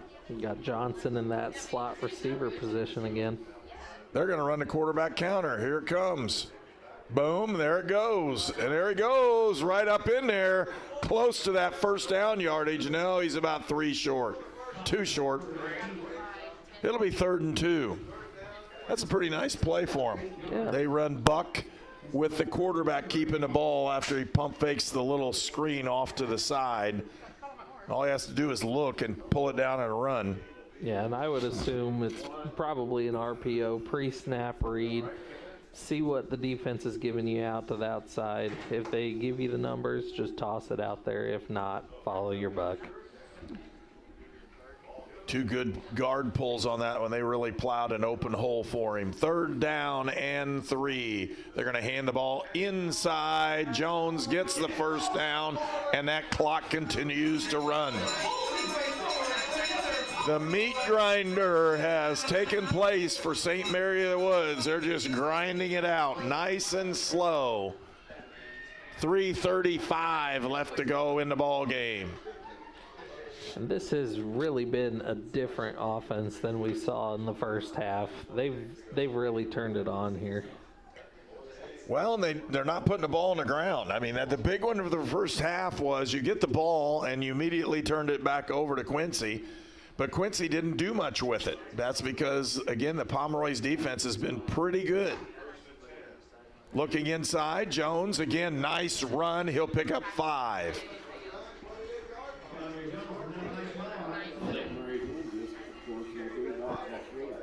And if St. Mary of the Woods wins the ball game, we'll have that ball game for you live here on Indiana Sports Network. Next week, we'll have to, again, they'll adjust the time depending on who is coming and how it all works. But right now, the Pomeroys are in total control. They just control it nice and smoothly. 10 seconds to snap the ball. They're running it completely down. Inside run, Perea goes forward, and he'll pick up a couple more. 3rd down and 3 left to go on this one. And just a reminder here, whoever does come out on top in this game does have the home field advantage for that championship next week. And if St. Mary of the Woods wins, which is very likely right now, you're in the 99% chances right now. If they win the ball game, we will be here and have that ball game for you live on Indiana Sports Network. Movement, handoff, toss to the edge. He's not going to go anywhere on that one. Perea gets stuffed in the backfield, doesn't lose the football, and a timeout's been called by Quincy. And with that timeout, we'll take a very short break. You're watching Indiana Sports Network. At Lynn's Pharmacy, we're more than just your pharmacist. We're your neighbors. Our kids go to the same schools. We eat at the same restaurants. We sit next to you in church. When I listen to a symptom. When I fill a prescription. When I offer advice, I'm not just helping a customer. I'm helping my neighbor and a friend. My name is Lynn Hofstetter, and I'm the proud owner of Lynn's Pharmacy, a modern pharmacy with old-fashioned values and personal service dedicated to keeping you, your family, and our community healthy since 1872. Here at Lynn's Pharmacy, downtown Brazil. At Indiana Land and Lifestyle, we go to great depths to list and sell your property. If your agent isn't willing to go to these depths, 6 acres with bass, to list and sell your property, don't you think that's a little fishy? And there's fish everywhere. Oh! And snapping turtle! For all your Indiana land needs, check us out at indianalandandlifestyle.com. Oh, that's gross. You are watching St. Mary of the Woods Sprint Football on Indiana Sports Network. All right, 4th down. St. Mary of the Woods, if they get it, the clock will start running again. 1:38. All they need is a first down to basically put their way back here. Oh, they're going to go for the pass. They throw the out, didn't get it. Quincy with the football. So Quincy will hurry up here and see if they get their hurry-up game. Again, the last time Quincy scored because they had the ball and used an empty backfield, ran that post down the middle, and the backside safety had already gone away. You would assume here that they're going to come out passing the ball. There's just not enough time left in the game for them to try and run something here. Now you're going to see what defense St. Mary of the Woods has. Moving everybody around. They're in man. Man free. Here it comes. They're throwing deep. They got a man down the middle, and an incomplete pass went right off his hands. Good opportunity for Quincy as they put it up and put it in his hands. He couldn't get it. Number one there with the great coverage. He was working on trying to bring that ball in for an interception. It's Elias De Jesus with the coverage on, and again, on Nana Boateng. Marcus Oberritter, the quarterback, in relief. He's thrown it deep several times. They had a crosser.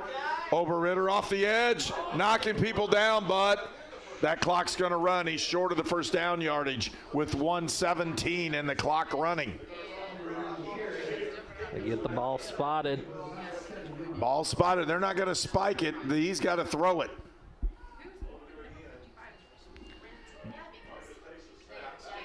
Pulled it down, looks for it, and they sacked him. A big sack that time. Delon Harvey, the freshman from Quitman, Georgia. Fourth down to 45 seconds on the clock. They're going to run a defensive lineman out. Here comes the blitz. He's not going to have enough time. He throws it. First down. First down, Quincy. The clock's going to stop. 35 seconds left to go. Ball spotted. Just got to keep the ball in front of the players, does St. Mary the Woods. They just got to keep players in front of them. Ball almost over his head. Pulls it back, throws a quick one off the edge. They're going to tackle him. The clock's going to run with 24 seconds. It's still running. 18-7, 15 seconds. He's got to get the ball snapped and chuck it. And he's got to get it down the field. It's popped over his head. Picked it up. He's throwing it deep. Just heaved it up there, and it is knocked down. 0.4 seconds. Man, that clock operator doesn't know what he's doing with 0.4. And I'm laughing, folks, because he's right in front of me. And I know him. He's a really good guy. But it should have been the way it works. And again, what a heave. The clock is going to run. That's the end of the ball game. St. Mary the Woods punches that ticket to the final game. The championship game will be here at West Vigo next Saturday. You'll have to check the time and make sure you get to see this one. We'll be on the air 15 minutes prior to the start of the ball game. But St. Mary the Woods, the champions of the Midwest Sprint Football League last year as they defeated Calumet, will again have that opportunity to play Calumet. But this time, instead of being at Calumet, the ball game will be here at West Vigo. What a tremendous ball game. Both these teams battling it out very hard. St. Mary the Woods finally got their offense moving in the second half to come from behind and win the ball game. So when we look at this one, first of all, we want to say thank you. It's Veterans Day, and we have a lot of different people to thank for that one. I know you have people at home that you'll want to thank for that one. We want to thank our director and producer, Tony Harper, who is a veteran and a very fine one as well, as he is able to allow us to bring you ball games here, just like you saw at St. Mary the Woods with the win today. And Mike, when you saw this one, what do you think was the real key for this one today? What was the real key in the second half for St. Mary the Woods? I think the biggest key for St. Mary in the second half was keeping away from the turnovers. They just got absolutely destroyed with turnover after turnover in that first half.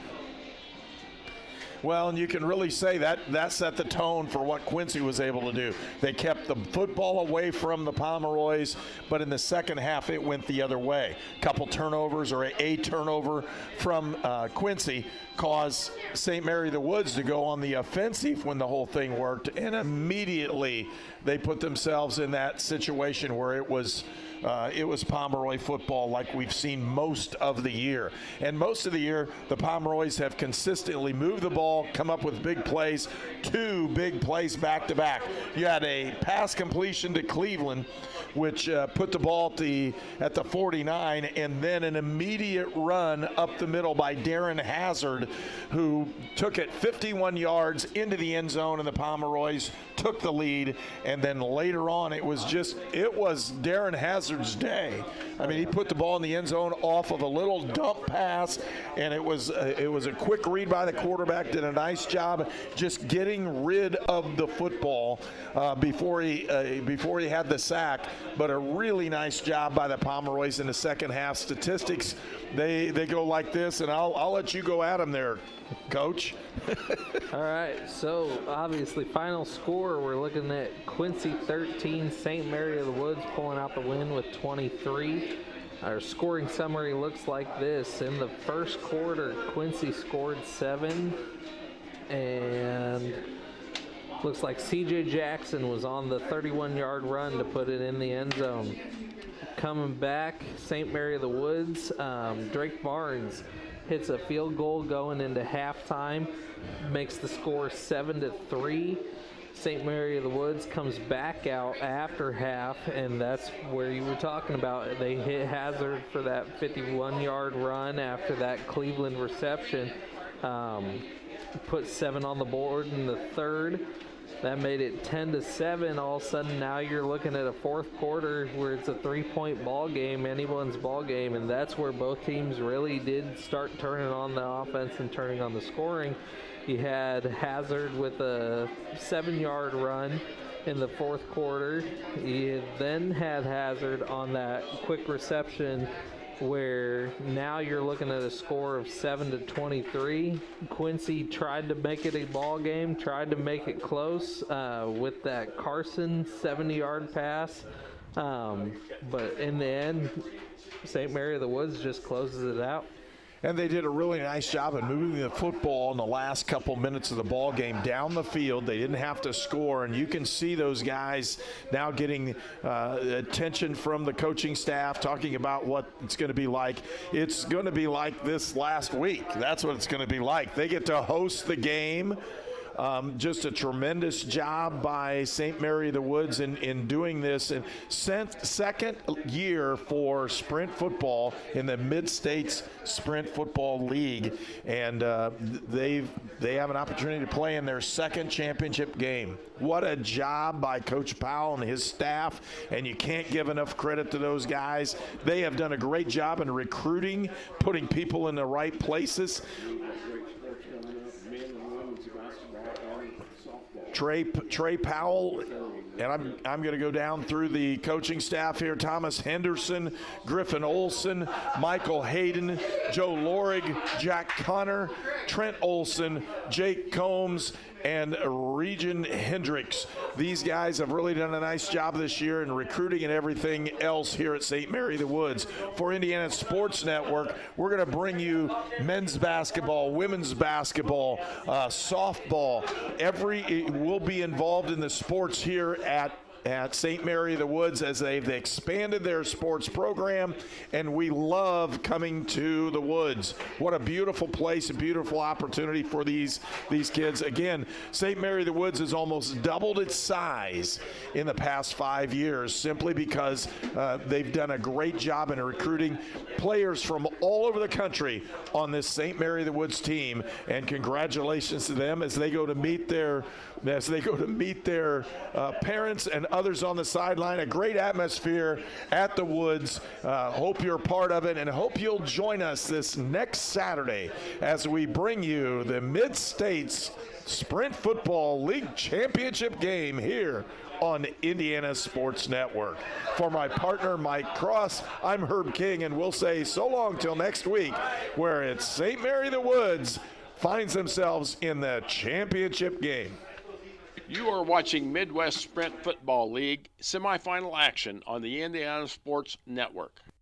This program is a copyrighted production of Indiana Sports Network and cannot be shown, reproduced, or redistributed in any way or in any form without prior written permission from Indiana Sports Network. You are watching the Indiana Sports Network Game of the Week. Welcome to the beautiful historic campus of St. Mary of the Woods College.